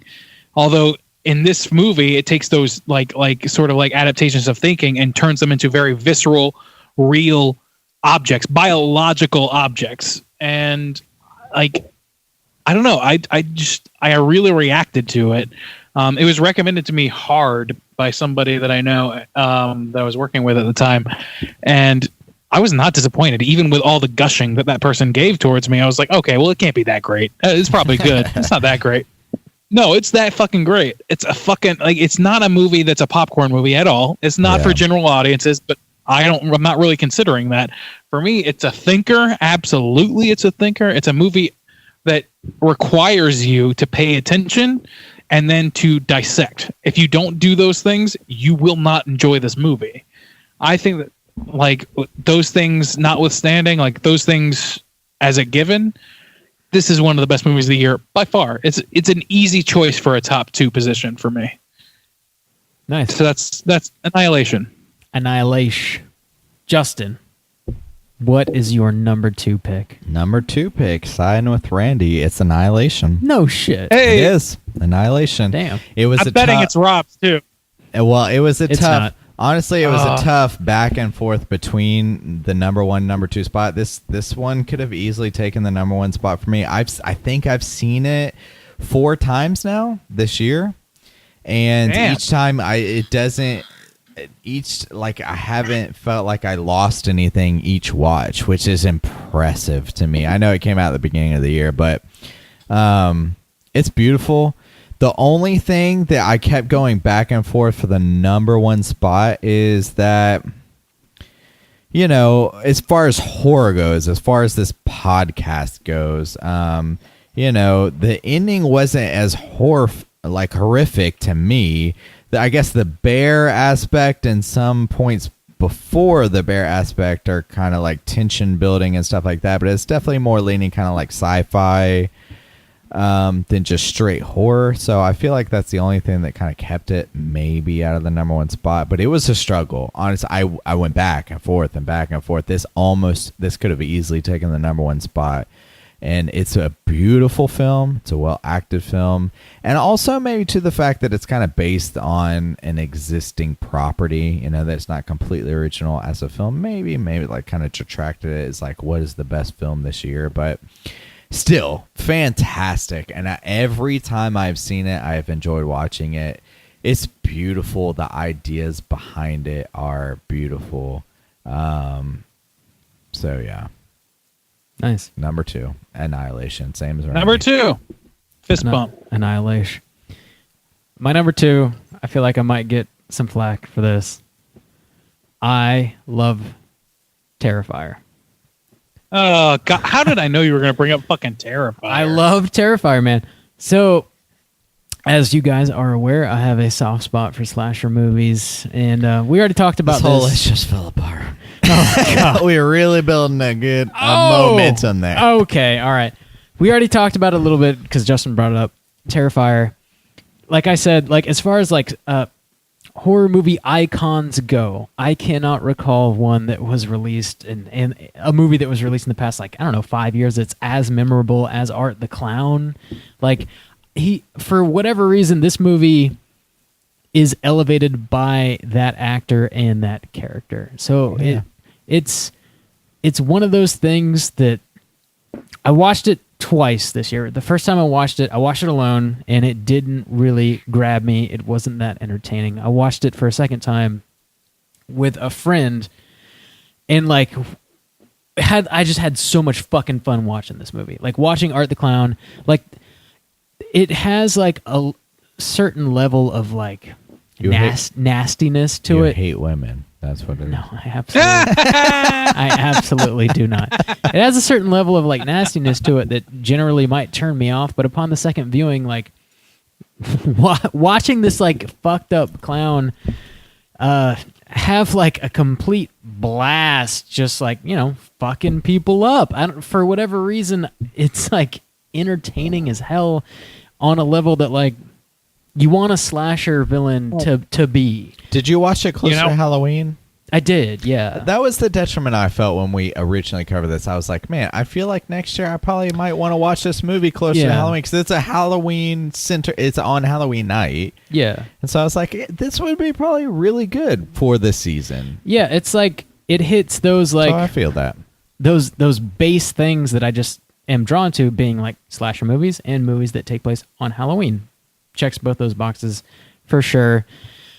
Anyway, it also like subverts enough like standard slasher shit to make it interesting and like set it apart from the rest of the bunch.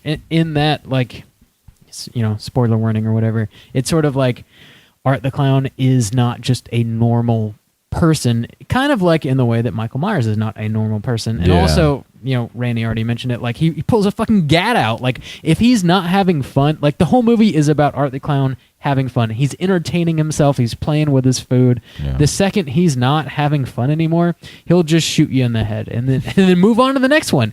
And it's just like, I gotta say, yeah. I kind of like that interpretation. I do. Yeah, it's he's totally playing with his food, and the movie is made by his face, like the expressions on Yeah. that actor's face playing that sadistic clown, that it makes the movie, man. If anybody else played that clown, it wouldn't be the same. He fucking kills it, and I want to see that man play that character again. I Yeah. really do. I agree. I would like to For see that sure. again. I would like some. So really, what's the most important is it's better than Halloween 2018. It is. Okay. And good. I enjoyed it more than. Oh boy, I won't say You're it is better than. really undercutting it. I enjoyed Bob. it more than. So oh, yeah, bottom it's, line, Terrifier. That's the this- bar to judge it by.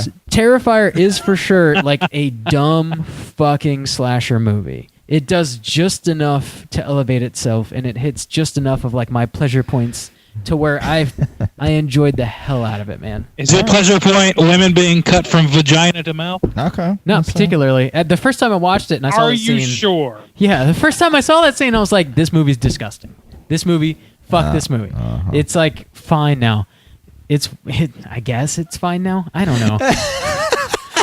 You're trying to trap me, and I don't Oh appreciate yeah, it. you're trapped. I'm I don't have to try, Rob. Yeah. Really, the bottom. All you need to take from Rob's review is Terrifier is better than Halloween. Oh 2018. my! Shall we do number one? God, I can't. Shall we do number one? Deal with you. Number one. Yeah, Terrifier. It's dumb. I like it. The end. Randy, what's your number one spot? Number one. You ready? Yeah, I actually am ready. Yeah. Mandy. Okay, yeah. Such a fine girl. Mandy. Mandy, you're a fine film. Fine girl. I love this fucking movie, and Give it like to me, the thing is, Mandy this is a movie Randy. that I was, huh? I say, What's give that? it to me, Mandy Randy. Mandy Randy. This movie is a movie that I was actually prepped to not like because people were telling me that I would like it, and so there's no. Randy For me, tried to feel like like- it despite you bitches Fuck or not you. to like it. I tried not to like it in order to spite all of America, but I was wrong, and I can admit that. It's number one. This fucking movie's great. Yep. We've brought it up already. Justin brought it up earlier, and I'm gonna say that to your points, Justin, Yeah. to your negatives, you said that you think you wouldn't recommend it. You wouldn't be able to recommend it to anybody, and that's true. But I do think you could recommend this to a broader populace than you're necessarily bringing up. Like I don't agree. I I think this is a definitely- slim field of enjoyment. No, I don't think so, man, because I'm not like an 80s sci-fi guy. I'm not a Nick Cage guy. I'm not a Stephen King like fiend that reads all his books. I'm not a novel like hound, horror novel hound. None of those things that this movie centers itself around stylistically are things that I personally am drawn to. I'm being completely honest there, because as far as like, okay, you're not like an 80s fiend or whatever, but you really enjoy movie or like things that are set around that time period. Like you really enjoy Stranger Things, not because it's set in the 80s. No. Stranger Things, I actually have a problem with how much 80s they rely on. Yeah. I have He's brought talked that up. about it. The fact that they respond Let the man talk. they Let the man talk about Mandy. they focus on like the focus on nostalgia with Stranger Things is something that I actually have a problem with because Yeah. it's so pandering. And the same thing with It. That's one of the problems I had with It. But it's not something I have a problem with this because it's not just the 80s. It's not just the general idea of the 80s and appealing to the nostalgia of the era. It's Yeah. appealing to a very specific niche nostalgia that I have no personal interest in and no personal stake in, but I become interested in and have a stake in because of this movie. Yeah. This movie fucking it brings it brings these sort of like very vibrant like I never watched heavy metal really until like this movie came out and I was like, okay, I'm gonna watch it, and I watched it. And it's its own thing. Yeah. It's an entire subculture that I have not really been a part of or ever been like involved in. This movie sort of informed that for me. And not only that, it's not only got this stylistic fucking vibrance and interest, it's also it's got some levels on it. This movie has some like thought-provoking shit that's going on. It's got the Cooter of the Year, first of all. Yeah, absolutely. If you've hit that special top 10 cooters of the year 2018. Are you all right, man? There's no quicker way for me to be prejudiced against a movie, and I try not to be this way. But this is an admission of a fault, not so much more than it is anything else. But to tell me, hey, you're gonna love this. This is totally up your alley. That's something that makes me go like be very skeptical of that thing, no matter what. Somebody told me that about Mandy, and I was pleasantly and very happy to report at the end, pleasantly surprised that it was absolutely right. It is up my alley in a way that it's up an alley that I never traveled before. Yeah. That I am very much prepped for. I love this fucking movie. I think you could recommend it to a lot more people than you're saying. I don't think that it's necessarily accessible to everyone at all. I don't think any movie is really. It's not a popcorn film. It's not A Quiet Place. It's not it. But it is something that I think has a broader appeal because the appeal is not something that it's not dependent on you already having affections for this time period or this particular niche. Yeah. You attain that love or that same sort of interest. And not only that, but this movie is also extremely detailed. Like every choice that's made is made for a symbolic or a metaphoric or some sort of reason. Like I haven't found a single decision that's been made about this movie from the soundtrack on down that hasn't had something to do with the story at play. And more than that, even like transcending all of that, it's able to hit like pleasure points of just horror dorks like fucking Cheddar Goblin shit that's just pure idiocy that you can just love. on an everything is terrible level of like, man, humanity sure is dumb. You can enjoy it on a dumb level and a smart level. I can't say enough nice things about it. I really love this movie. Nick Cage has a lot of fucking dross in his closet, and this is the opposite of that. This shines for me. Yeah. This is his best role for me personally. I love it. I love it. Nice. Juice, what's your number one of 2018? Number one is Hereditary. It is one of the reasons it kind of etched out Annihilation is because it was original piece. You know, it's not any kind of sequel or spinoff or any kind of thing like that. And when you're talking just like a horror movie, like a movie that people go to see and get fucking scared by, this movie is scary. The last 20 minutes of this film are fucking scary. And this from a dude who's seen that like a shit ton of horror. It's well acted. It's well written, kind of like some of the points you made before.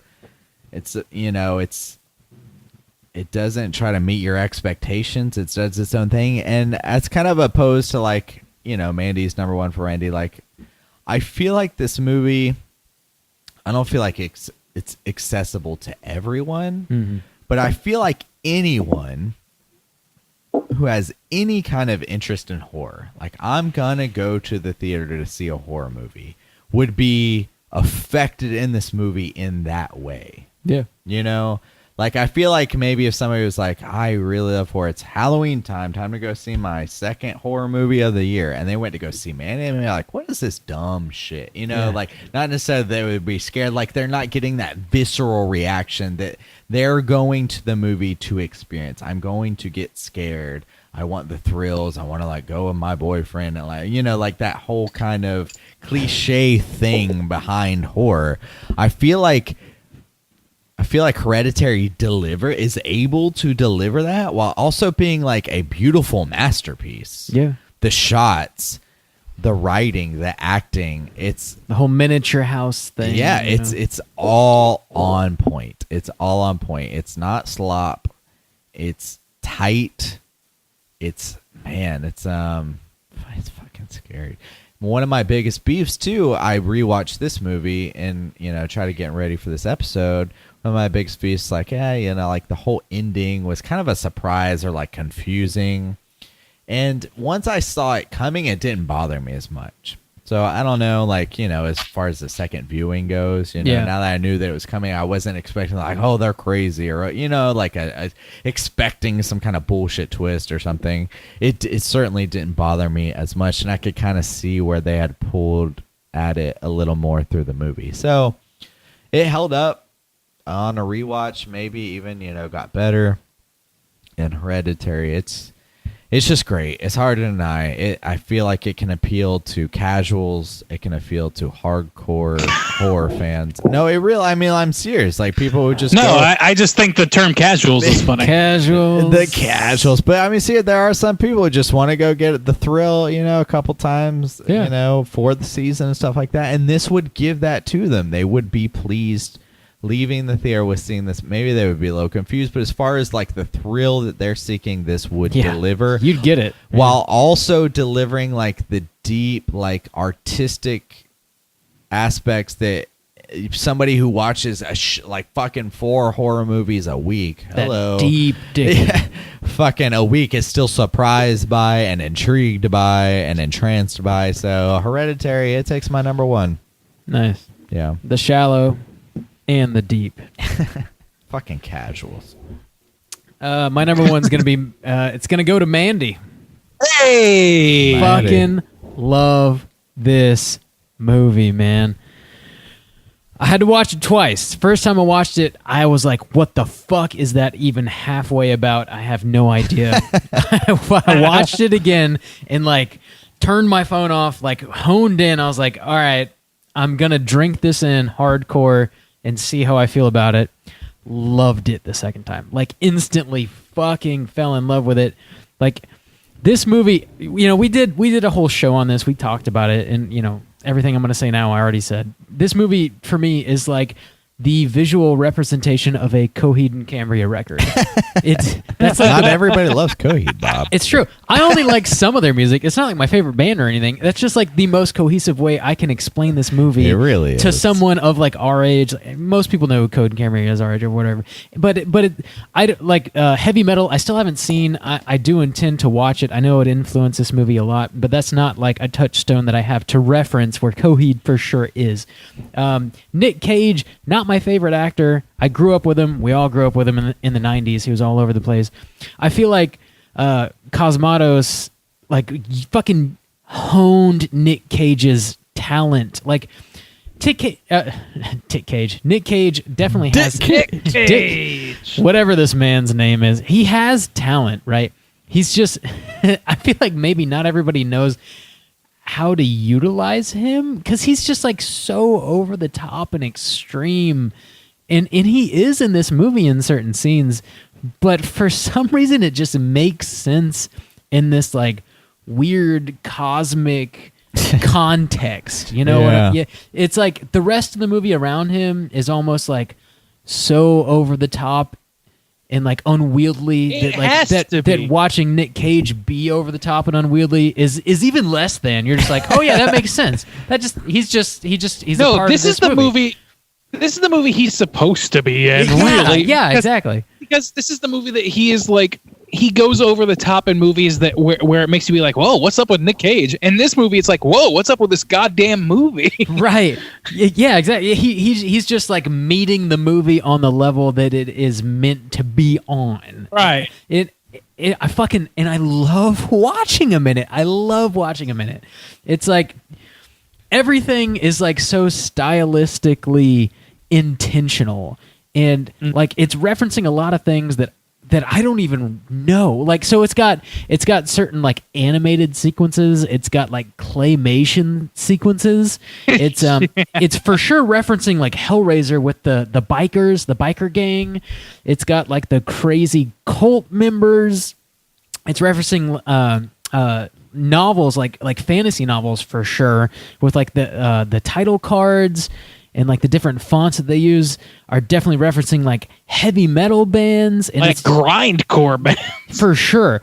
Yeah, it's got so much that's going into it, and like maybe half of it I understand, the other half I have almost no context for. But I love immersing myself in that world and just like letting it wash over me.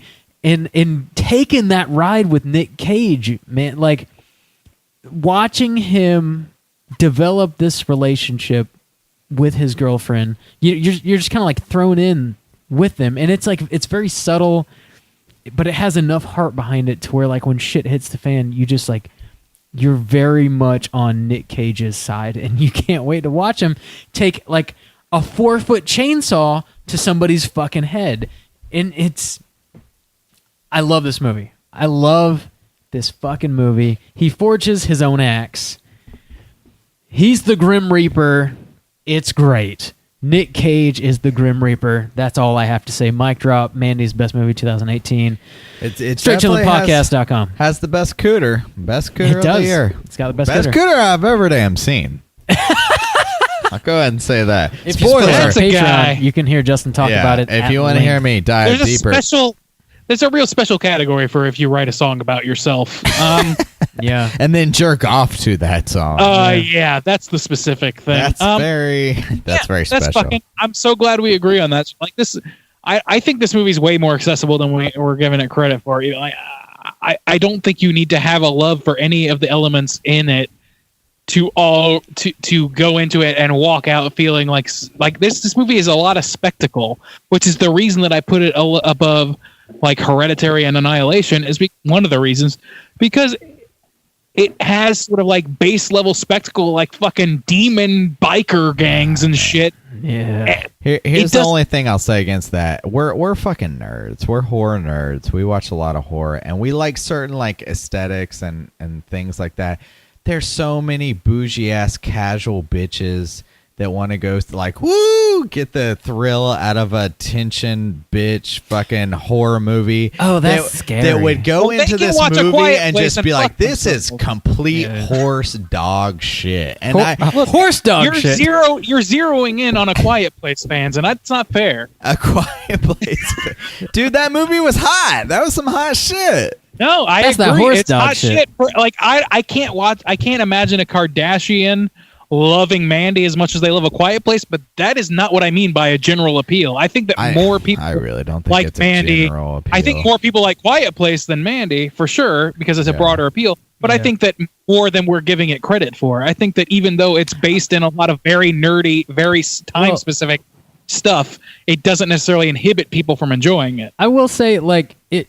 Yeah, A Quiet Place is. Yeah, that's like the popcorn horror movie. That's of the year, for gold sure. standard But- popcorn movie. But I will say, like Mandy came out like super limited release, and it garnered like so much interest that they had no choice but to widen the release, which is the same shit that happened Yeah, to It that's good. Follows when It Follows came out. Yeah. And so it's I fucking love that people made that happen. You know, I will Oh, say I am That's the power of horror 2018, man. I am honestly very surprised at the wide appeal and like praise that this movie got. I really was, because when I watched it, I was like, good for that guy. He made the movie he Yeah. wanted to make, and it's so particular, and some people, it's like very niche.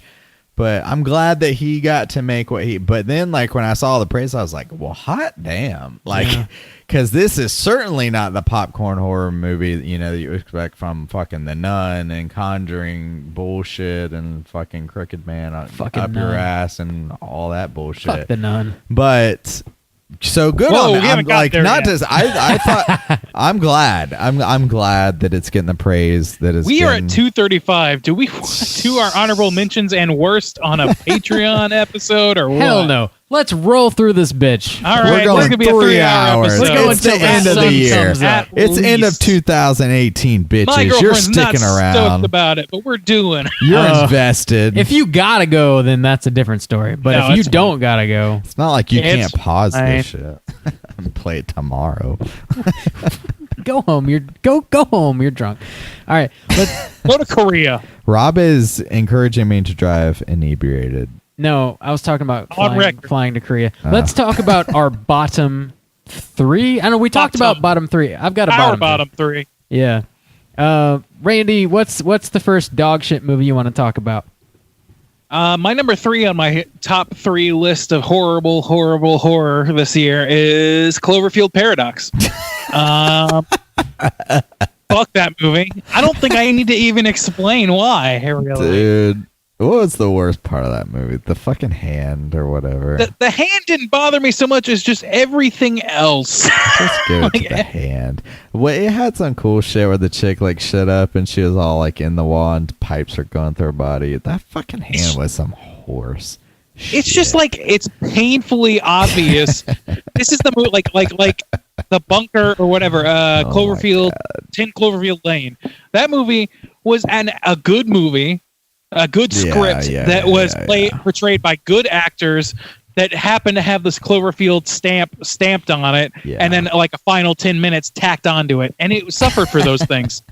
But this movie was a bad script with not so great performances. Dude, I feel like if they Cloverfield- left some aspects out, it wouldn't have been so bad. But like certain things, like the tone, there was just no consistent tone. No, it Yeah. was like Star Trek, like bloopers. That's what this Yeah. movie felt like, is Star Trek goddamn bloopers. That was doo-doo, Brown. I can't even verbalize how much I disliked watching this movie, especially after it being the third movie in the Cloverfield oeuvre or whatever. Like, I don't want it. I don't want this to be the direction of. Like I said in the episode, I appreciate the effort to make Cloverfield sort of like a genre-defying, unifying film story, like central point. But goddamn, could you not find a better script? Like, Yeah. do you have to just like scrape the bottom of the Bad Robot barrel and slap Cloverfield on the title in order to make it fucking like makeable, like workable? Yeah. Just fuck Cloverfield Paradox. How about you, Juice? What's your number 3 on the worst? Or what's Feel your, ya. what's your Dude? I'm giving number 3 to fucking Winchester, man. What a turd of a movie. That's my one. That's my one. That's my number. Oh wait, 2. are we going? Oh wait, I don't know. I don't think- it doesn't matter. They're all shit. bad. They're all shit. They're all- If somebody's made it to this point, they deserve to hear us just speak the Exactly. truth. Yeah, That's my number- here's some shitty movies from this year. A turd of a movie that ends with the fucking ending of a movie is you shoot a ghost. You shot a ghost. That's Shot him. the I end. forgot about that. Spoiler. The ending of this It's movie the is Winchester house. You so you gotta shoot shoot a ghost. a ghost. That sounds like the ending to Holy a- God. Like that's like a Knott's Berry Farm ride. Like that's not real in Yeah. any capacity. God, especially a movie about like a real place that exists that's like really intriguing and really interesting and has like cool, could have a really like aesthetically pleasing look and everything, and like could be this kind of like puzzle. I don't know. Fuck shooting a ghost, dude. What a turd of a They movie. shat the bed. What a turd of a fucking movie, January ass release movie this was. Fuck that. January ass release. I'm That's- making that shirt. Yeah, dude. I'm a January ass release. That's what's gonna Dude, say. January ass release, fucking Winchester bullshit gets number 3. Fuck And really, I don't know. I don't think I spaced this out appropriately as far as 1, 2, 3. Yeah, it but don't matter. it's still Fuck it. dumb. They're all They're bad. all bad. My number 3 spot is a Netflix original that was also a January head ass release. It's called Open House. This movie is dumb as fuck. I've never seen that one. Don't watch it. This like kid and his mom, they move into this new home it's being sold, so like they're just kind of living there. In the interim, people are like viewing it, and then this one guy views it, and it turns out that he like hides in the basement and he like taunts them and stuff. Nothing makes sense. Some people die. Nothing matters. It's awful. Don't watch it. Randy, what's your number 2 or whatever? Oh, my number 2 is probably everyone else's number 1. It's The Nun.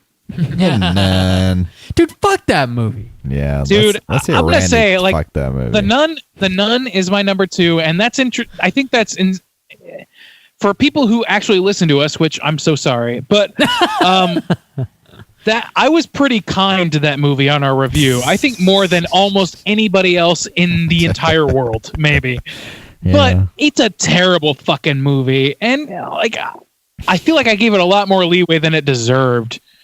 Fucking The Nun, it takes like a scary. It's like if Terrifier was based on a short where Art the Clown showed up and did like 1 or 2 kills or something like that, and then they decide, okay, we'll make a movie out of this guy. It's the same sort of thing with The Nun, where it's like the look of the creature or the slasher was good enough to make a feature film around. Yeah. At least in terms of whoever was involved, whoever was like in charge of that character. The difference is like I don't love Terrifier. I really don't. It's in my I do. dishonorable mentions.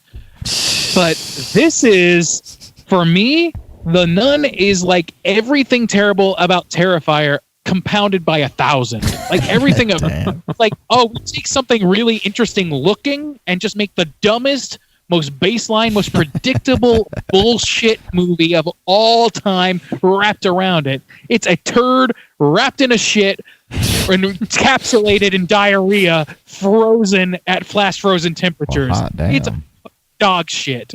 Eat it at your own risk. Damn.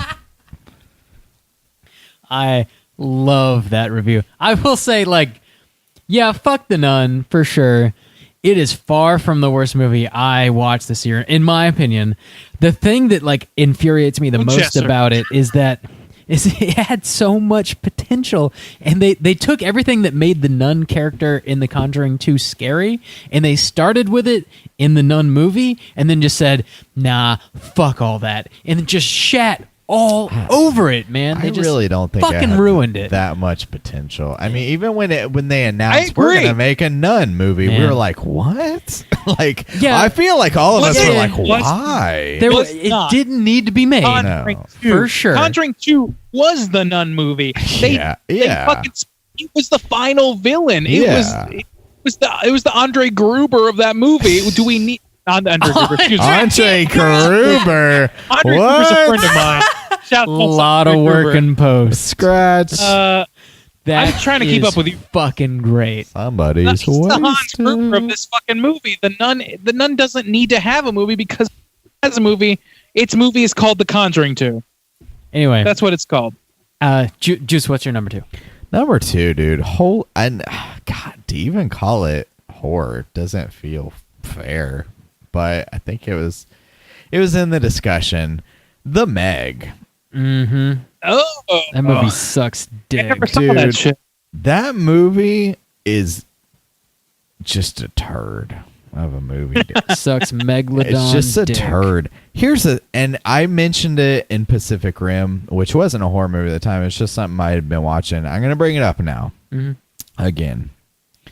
For the next several years, maybe many, you're going to see movies that are specifically designed and created to do well enough through marketing in the United States, but are really appealing to Chinese markets, Yeah. because that's the next hot shit.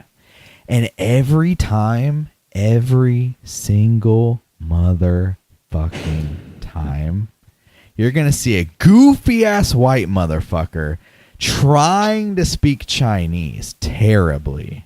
And you're going to see the Chinese characters look at each other like this. Because he's speaking it terribly. Did that happen in the Meg? Absolutely. So in Pacific Rim, I Rainn mentioned this Wilson- specifically, like, oh, they're really starting to try to create these movies to appeal like to Chinese markets, wherever. Sure. In Pacific Rim, it was Charlie Day, and the Chinese character was like the hero, like, oh, she's trying to save the day, the actress or whatever.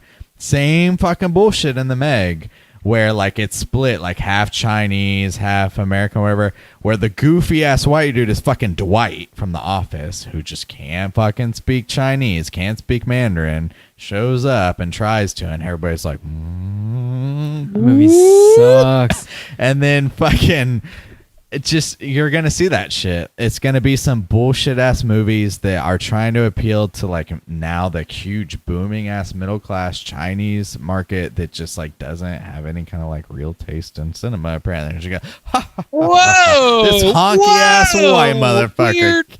can't Almost speak- racist. No, well, no. I mean, it's Okay, it's Korea. it's so it's so obvious, like what it's designed to do. Like, Dwight No, can't I agree speak with that much. Chinese. Yeah. No, Ho, that's- why do Charlie you Day think- can't speak Chinese. We Why like do we dumb think- movies too, though. The Well, Meg, no, yeah. not so much. Well, no, That's not- to build off of that, I also watched Jurassic Park Fallen Kingdom recently, which had absolutely shit. nothing to do with the Chinese, which was just as much Movie is dog dog shit as shit. fucking the Meg. However, the Meg is dog shit. Rob pointed out originally the fact that a movie about a giant fucking shark is 2 hours long, and at an hour and 15 you're like, what is going on? Like they repeat It's boring. They take an hour and do something, they take the second hour and do the same thing. Literally, like the same god. It's fun. I can't even classify it necessarily as horror on it, except that it's got like a huge creature in it. But fuck that, man. If you want to The take a Meg- nap, put yeah, the Meg on. The Meg is some dog shit. Damn. Boring as fuck. It's bad. 700 dude. Club isn't enough. Watch the Meg. fucking boring, man. Yeah, that's My number 2 spot, Winchester. Fuck that movie. Randy, what's your number 1? Number one's Winchester. Fuck that movie. Everybody Fuck that says movie, fuck dude. that Honestly, movie. Here's the problem. I ranked Cloverfield 3, The Nun 2, Winchester 1. The difference between The Nun and the Winchester is at least The Nun kind of looks threatening. Right. Yeah. Fucking the Winchester house doesn't have even a visual pivot point. It just has shooting ghosts and Yeah. just has fucking like terrible mystery that doesn't matter. It does at the end in like the garden or whatever. There's like a bunch of ghosts that appear, but then if you recall, they do literally nothing. Not a thing. Not a single thing. It's like Hill House, except shitty. It's like that. Yeah. Movie sucks. Anyways, Fuck that movie, dude. Fuck Yeah. it. Juice, what's your number one? Number one's The Nun. Fuck Yeah. The Nun, dude. Fuck The Nun. When it came out, it was Yeah. like they're making it. I'm so opposed to everything about like the Crooked Man and The Nun and bullshit. And at least like you had an opportunity to prove me wrong. Shut me the fuck up. Nope. This is like pure. If you like What's the fucking name? money grab in the dictionary should just have The Nun. It's nothing. It's nothing. It is. What is the name of that? None thing. What is the name of that? The character who's like local, who delivers shit? I don't even remember. Nobody. Frenchie. They Frenchie. call him. Frenchie. Yeah, they That's call him right, like the that's right. Mexican or some shit. Like it's That fucking He's not character the is the Mexican. He's not the Mexican. that character's the most infuriating thing in 2018. 20,000. literally, 2018. This movie is nothing. And it's such a shit stain on the horror genre that it pisses me off the most. At least the Meg, I'm like, well, maybe they try to spin that as like with Jason Statham, like, oh, it's an action kind of whatever. Well, at least it's not building off of a successful franchise. The Nun is such a shit. This was purely advertised as a horror. It spins off a successful horror franchise, and it's nothing. It's Nun but thing. to describe it as a movie, it's like, what is the plot? It's nothing. Nun Like, thing.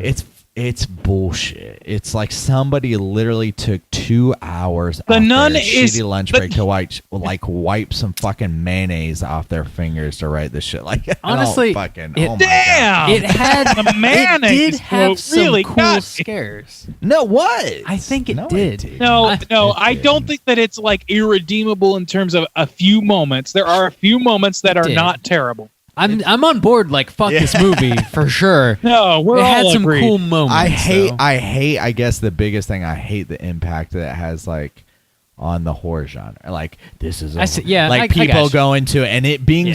it being successful enough that they think, let's make a Nun 2. It's fuck like- that. It's like a total panty waste of a movie. It is. It's like you go in and fact you're that like, there's a Nun it's 2 a Conjuring whatever universe Yeah. blur.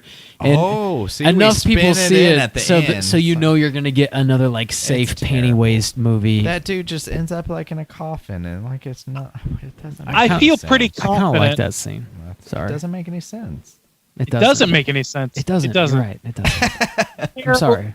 It's a terrible film, and the fact that there's a sequel is genuinely a slap in the face of all human beings. But you know, It's a fart in the pants of Not all only Americans. is it a slap in the face, but the fact that they're like shoving it down everybody's throats for Halloween. It's like, if you want that one thrill, this is the movie you're gonna see. Wrong. Go see Terrifier. Halloween. Watch See, I that's- am advertising Halloween 2018 over this movie. That's You're- how bad it you is. all right? well, yeah, you're doing it in 2019 almost, so it's kind of not Oh. worth it. Let me talk about my number one, and then we'll be Do good it. with Number the one, shit, what is it? Shit movies, dude. My number one is Slender Man. Oh, I never saw it. Yeah, Saw we it. never saw Don't. it, so I'm sure it's bad. Slender Man, aka Slender Mang, is fucking dumb. This movie is like you're sitting in the theater. I went to the movie theater to watch this movie. I watched it. It was over, and I was like, somebody made half of a movie, and that's what I just watched. It's like you get like maybe halfway through a second act, and you're like, and then the movie ends, and like all the digital effects are like maybe halfway done. Like Oh, I cannot do anything digitally on my computer. I could make effects that look better than the shit that's in this movie. It is fucking horrible, man. I It's have to watch this movie. horrible. Yeah, I kind of want to watch. You just see there's like a dude that looks kind of tall in the woods, and then the screen shakes, and then that's like the scare. That's the fucking scare. This movie's terrible. Slender Man is like I'm not like super big on like the creepypasta stuff, but there's like obviously a lot that you can pull from to make a cool movie about Slender Man. And like they It's just, called fucking Channel Zero, bitch. you're exactly right. And I'm starting to get into that, and I'm enjoying it for sure. Way more than this fucking Slender Man movie. They just like it's nothing. It's fucking nothing. Don't watch this movie. Slender Man. It's terrible. I love the degree to which you hate this film. It's I've like- not watched. irredeemable. Like I want to watch it just to hate on it with you. It's irredeemable. I'd rather watch The Meg, like 100-fold. I'd rather watch The Do you Meg. recommend that I watch it just to commiserate with you, or do you warn me off? Kind of, yeah, because I want to complain with you. Okay, so you're a bad friend, or it's not as bad as Oh you yeah, say. it'd be totally for me. If you watch this movie, it's totally for me. Yeah, Okay, all right. not, Well, not that's for good. you. That's good to know. Yeah. Dude, Japan Mang was a hot hashtag back in the day. Hashtag Japan. Japan. We are dumb. Weird. Do we have? I've got some honorable mentions. Do you guys have some stuff that you? Yeah, like I got some honorable mentions. Okay. I got one in particular, and I think we all got this fucking honorable mention. Yeah, if we I'm not do. mistaken. Yeah, we do. It's- I know what it's you're Hill- talking about. Oh, I'm It's oblivious. fucking Hill House. It's Hill House. Well, we better said than we any were of the going to movies on my exclude it. So here's the thing. So on my honorable mentions specifically, I've got a lot of TV shows because I didn't want to include them in my top 10 because that's Okay. not fair. Sure. No, I agree. Yes. Yeah, so well, then, I yeah, include, obviously I Hill House. include it only because it's a TV show There you and go. not a film. yeah. Since we were talking about the top 10 films, Hill House for me is the best horror of the year. Yeah, right? it would. It's the yeah. I wouldn't go that far, but it is fucking incredible. It's good. It's good. It's a must watch. It is. to me, like horror taken as a essential. whole, it is the best horror of the year. I would put it above Mandy and Annihilation and Hereditary in terms of. Wow. I would. That's what I'm saying. I love it. Literally, Go. Like- Well, like, I this might. is- I don't know. it's only an honorable mention, like I said, because it's a TV show. Right, And Yeah. all that said, it's unfair to even compare them because this show had what was it like 11 hours 10, more. 10 episodes, roughly Yeah. an hour a piece, roughly 10 hours. Yeah, it had 8 hours at least more to establish characters and do all the things that you want a film to do Yeah. for your characters. And it didn't have to. It didn't have to be as economical. So that's where it falls apart in terms of comparison. But everything else, I think, like the end result, I am far more like engaged, intrigued, and interested in Hill House than I am in any of these movies. And that's saying something because I love Mandy. I fucking love it. Annihilation was so great that I read a book. I don't read books. You made me read. They made me fucking read a book. Like Hereditary was so fucking good. I confused it with my favorite movie of the horror genre almost. Like fucking Suspiria was fucking great. Like there's No, a it lot of wasn't. great shit. There's a lot of great shit that I topped over because of this, that I would top over because of the show in terms of things produced in this year. And I don't know. I don't know what I can say about Hill House that hasn't already been said. We covered it in an episode, and I don't think there's any reason to rehash it except to just say I fucking love it. And I don't know. I'm pretty confident that whatever comes out next, I'm not going to be as interested in. Yeah. That's Probably my not, guess. Yeah. Hill House season 2 is a bad idea to me. But if they surprise me, I would not be that surprised because they surprised me the first time around. So, Yeah. If they like- do a season 2, which I'm sure they will, I just hope Flanagan directs again. That's what I me hope. too, Yeah. man. Me too. It's as good as it gets for horror in 2018 in terms of what I think. So I'm not gonna push it beyond that. I will say that other honorable mentions of mine include Searching and The Endless. But I know you guys hate The Endless, so Yeah, we can talk fuck if you want. that. But Ugh. The Endless, for me, it's not on my dishonorable mentions or whatever, but it's like that was the movie. It's one of the movies I like highly Maybe anticipated biggest this year. disappointments. Exactly, biggest disappointments because Spring, which was the combo of directors Benson and Moorhead, like writer directors. The movie they made before The Endless was a movie called Spring, and I fucking love Spring. It's incredible.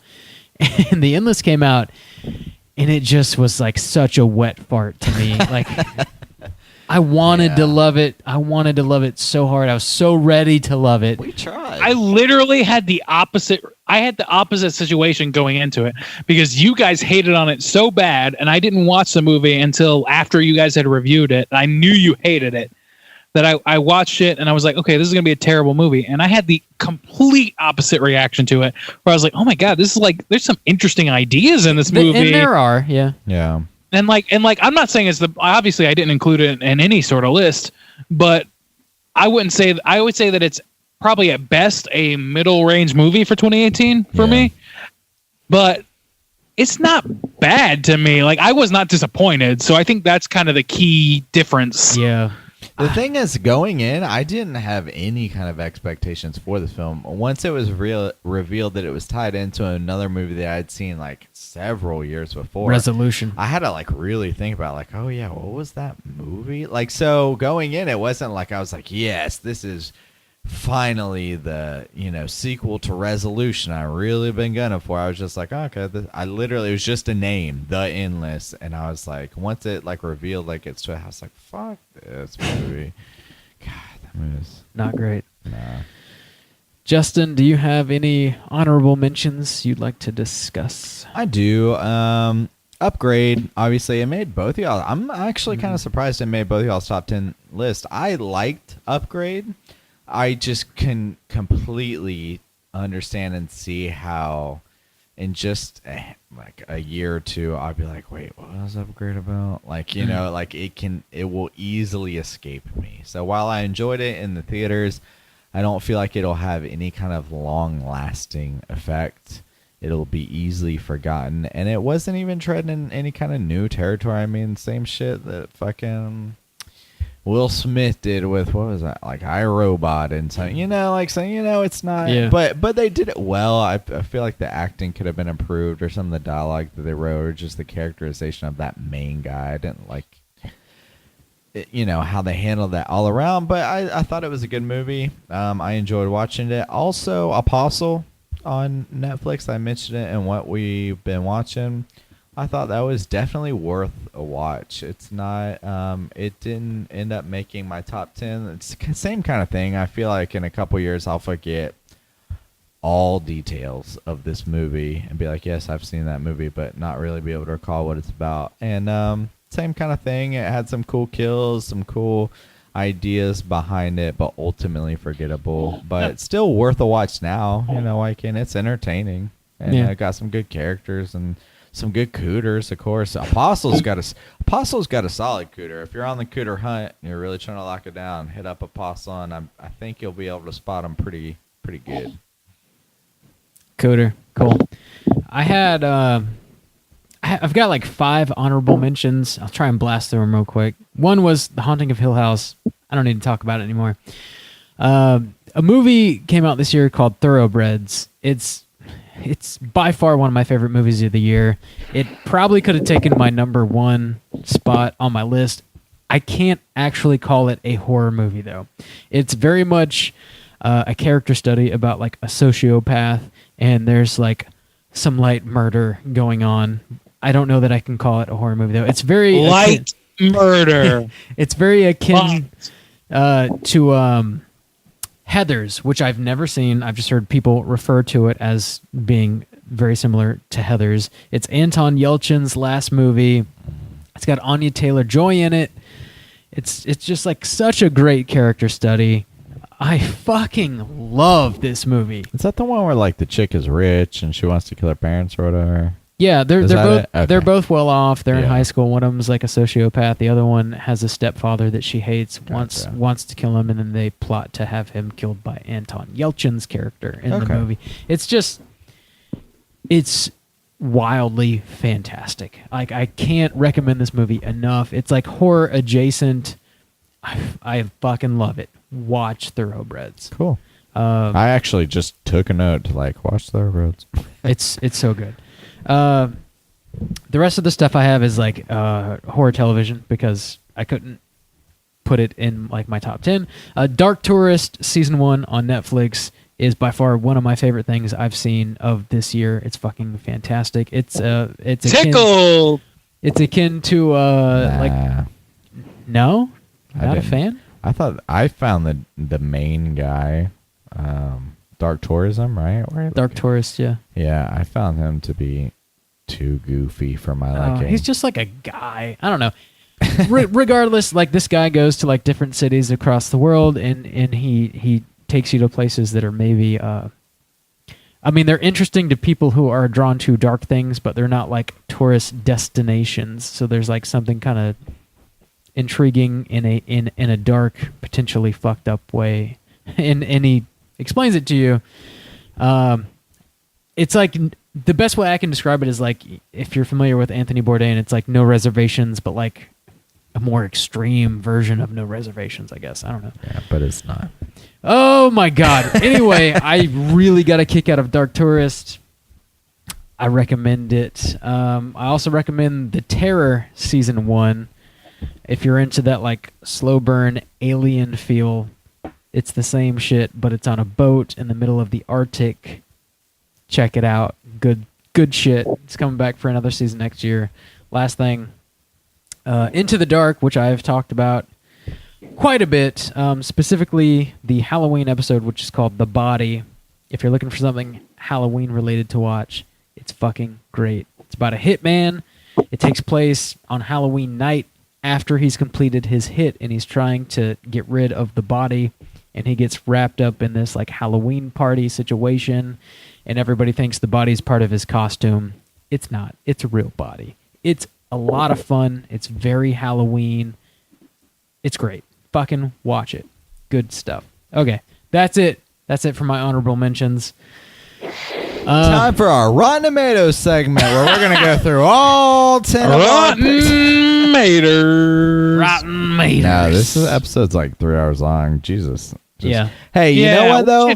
Here's the thing. We originally toyed with the idea of doing a double feature for Christmas. We did. Yeah. We didn't. So this is our new double feature. Yeah, we couldn't. We wanted to. We just 3 different time zones. You know, you can only do what you can do. And to be honest, so like obviously it's there's all Randy's there's fault. been it's not all Randy's fault. There's I think like a lot of people probably do realize this, but it's hard enough to like get 3 people together in the same city to once a week to make a show. The fact that we're like spread across the world now, it like, you know, it's got its own difficulties, but we still managed to do it. We literally didn't miss a single week this whole year.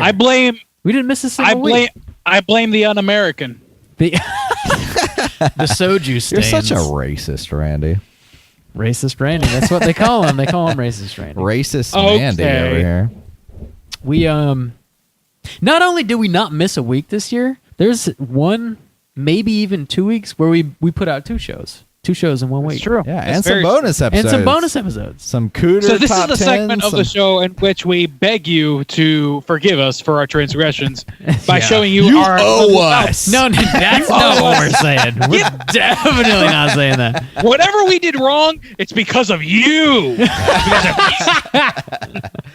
Dear listeners who demand our Bow soul down. twice a week. Oh, Also, I'm in sweet Saxonville. Jesus. That's pretty nice. Fucking Saxonville. I don't know. Yeah, this is our last show of the year. Honestly, Let's keep We it love you going. No, Well, yeah, we're gonna keep it going. We got 2 Honestly, more hours to get. This is our biggest year for sure in terms of engagement from you guys. Yes. And if you've listened more than 3 hours of us, you have. I would pay you money if I had any. If you've watched this episode, you've watched more. Yeah, this is insane. Yeah. You would listen to us is insane, but also appreciate everything that you do. Absolutely. Thank you so Absolutely. much for being fans of this podcast. Thank you for being Patreons of this podcast. Thank you for doing anything with us, slacking with us, chatting with us, anything, because this started as an excuse for us to hang out and be together when like once a week back when we were living in the same city, and it's still serving that function now that we're like hours apart. Yeah. But it also has the added benefit of a bunch of friends that we have never known before. So thank you guys seriously for being part of this. Thanks for talking about Yabos with me and cooters and hunting them Yeah, and all the thank you for crazy things embracing you guys do. Cooter, which is a fucked up movement. it is truly bizarre how far we've taken the whole cooter joke. Like Joke? it's totally a thing now, to where like you know, like Whoa, Rob, you're Randy, like you were insulting saying, my profession. like you were saying, like this was born out of like just us being friends and watching movies and talking about them and like, hey, let's do exactly what we've been doing, but maybe in front of microphones or whatever. And it's evolved since then it to a point to where like this is like a weekly appointment for us to talk to one another in a situation where maybe if we didn't have the podcast, we wouldn't do that once a week because we live so far apart from each other. But in the process of doing that, we have made so many new friends from this show. It's like it's become more than we ever anticipated it would or ever intended that it would. Like even to the point to where today Justin was in town and we're hanging out with Matthew. It's a brand new friend that we made from talking shit on this podcast. It's just like it's become something more than we ever thought it would, and it's like such an enjoyment, and it's for sure been a highlight of my 2018. And absolutely, like, you know, whatever enjoyment you guys get from listening to us run our mouths, thank you. I can't thank you enough. It's been fucking fun, man. You heard it here first. Rob is ready to give any of you oral sex the first time you meet him in any bathroom in America. Put your bits in my mouth. So son. Rob Put is your saying bits in Rob's- Yabos are a joke, everyone. So bring your pitchforks, bring your torches to the next episode. First episode of 2019. Hopefully we'll be talking half stars and Yabos. And I'm gonna be they're gonna recast me with Jack Black next year. I know that. Jack Black. Dude, if somebody was gonna play us, in a Hey movie, guys, what's who would- going on? Maybe Jack Black would be Randy. Who would I be? Ed Sheeran would be Randy. Ed what? Ed Okay. Sheeran. That's a singer. Yeah, but he Why is he acting now? kind of looks like Randy. Or Randy, I don't know. He's like red hair and glasses. I don't know. Who am I? You know, women falling over Tom me just Cruise as easily. stands. No, you're Tom not Cruise stands fucking by me. Tom Cruise. I want to. Like- I want I to don't talk want to Tom Cruise every stands to be week. me. You're Jake Gyllenhaal in Nightcrawler specifically.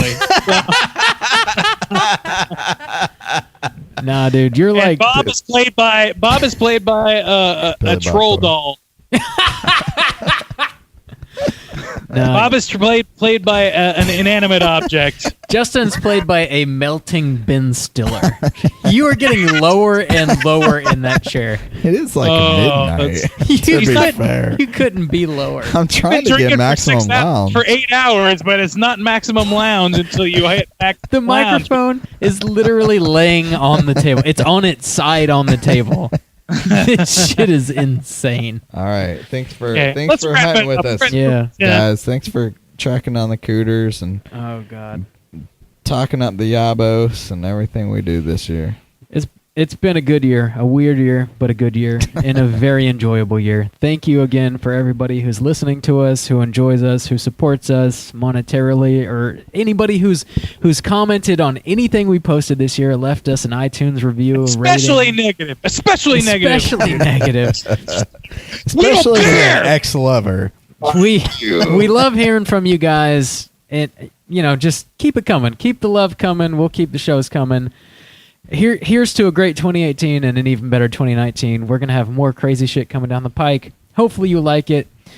Next week, we're going to be back with another show. We're going to be talking about whatever wins the January poll pick, which so far The Descent is winning. So we're probably going to be talking about The Descent. If you're on Patreon, vote. If you're on our Patreon, Yeah. please vote. Yeah, you've got until the end of December to vote in the January poll pick. If you support us at the $5 level or above, it's your right to vote. There's a few of you that haven't yet, so you could swing it one way or another. That's going to be our first show of January. Justin's under the table. It's unbelievable. We're looking forward to it. There's a lot of good shit coming out in 2019. We're looking forward to talking about some good movies, some bad movies, making some more friends, meeting more of you in person. It's going to be the fucking shit. I don't know, man. Make our move. Mr. Join us on Glass. Patreon. Join us on Slack. Just be our friends, man. Yeah. Because, this whole thing, part of it is fueled by interest from you guys, for sure. Absolutely. If you want a license to hunt cooters, you need to listen to this cast. You were That 100% drunk man is right. under the table now. Your whole body's underneath the table. Maximum lounge. Okay. bitches. That's it. That's going to do it for us here at Straight Chilling HQ. Please rate, review, and subscribe to us on iTunes. You can follow us on Twitter at STR8_chilling. We are on Instagram at Straight Chilling Podcast. You can send us an email through our website, straightchillingpodcast.com. If you want to hit us up on our Slack channel, let me know on any one of those social media platforms, and I will send you a link to do so. We are also on YouTube now. Also, real quick, big thanks to everybody who has subscribed to us on YouTube. Last episode, Justin mentioned we need 100 followers on YouTube to get our own designated URL. And since he's done that, our YouTube subscribers have like more than doubled. So thanks to everybody who actually responded to that. We still need more to get our URL locked down. If you're interested in like seeing our faces when we're talking about the top 10 of 2018, you can do that on YouTube. It's there. Enjoy it. Much love, and until next year, as always, all you mother truckers, keep chilling. Boomer lives.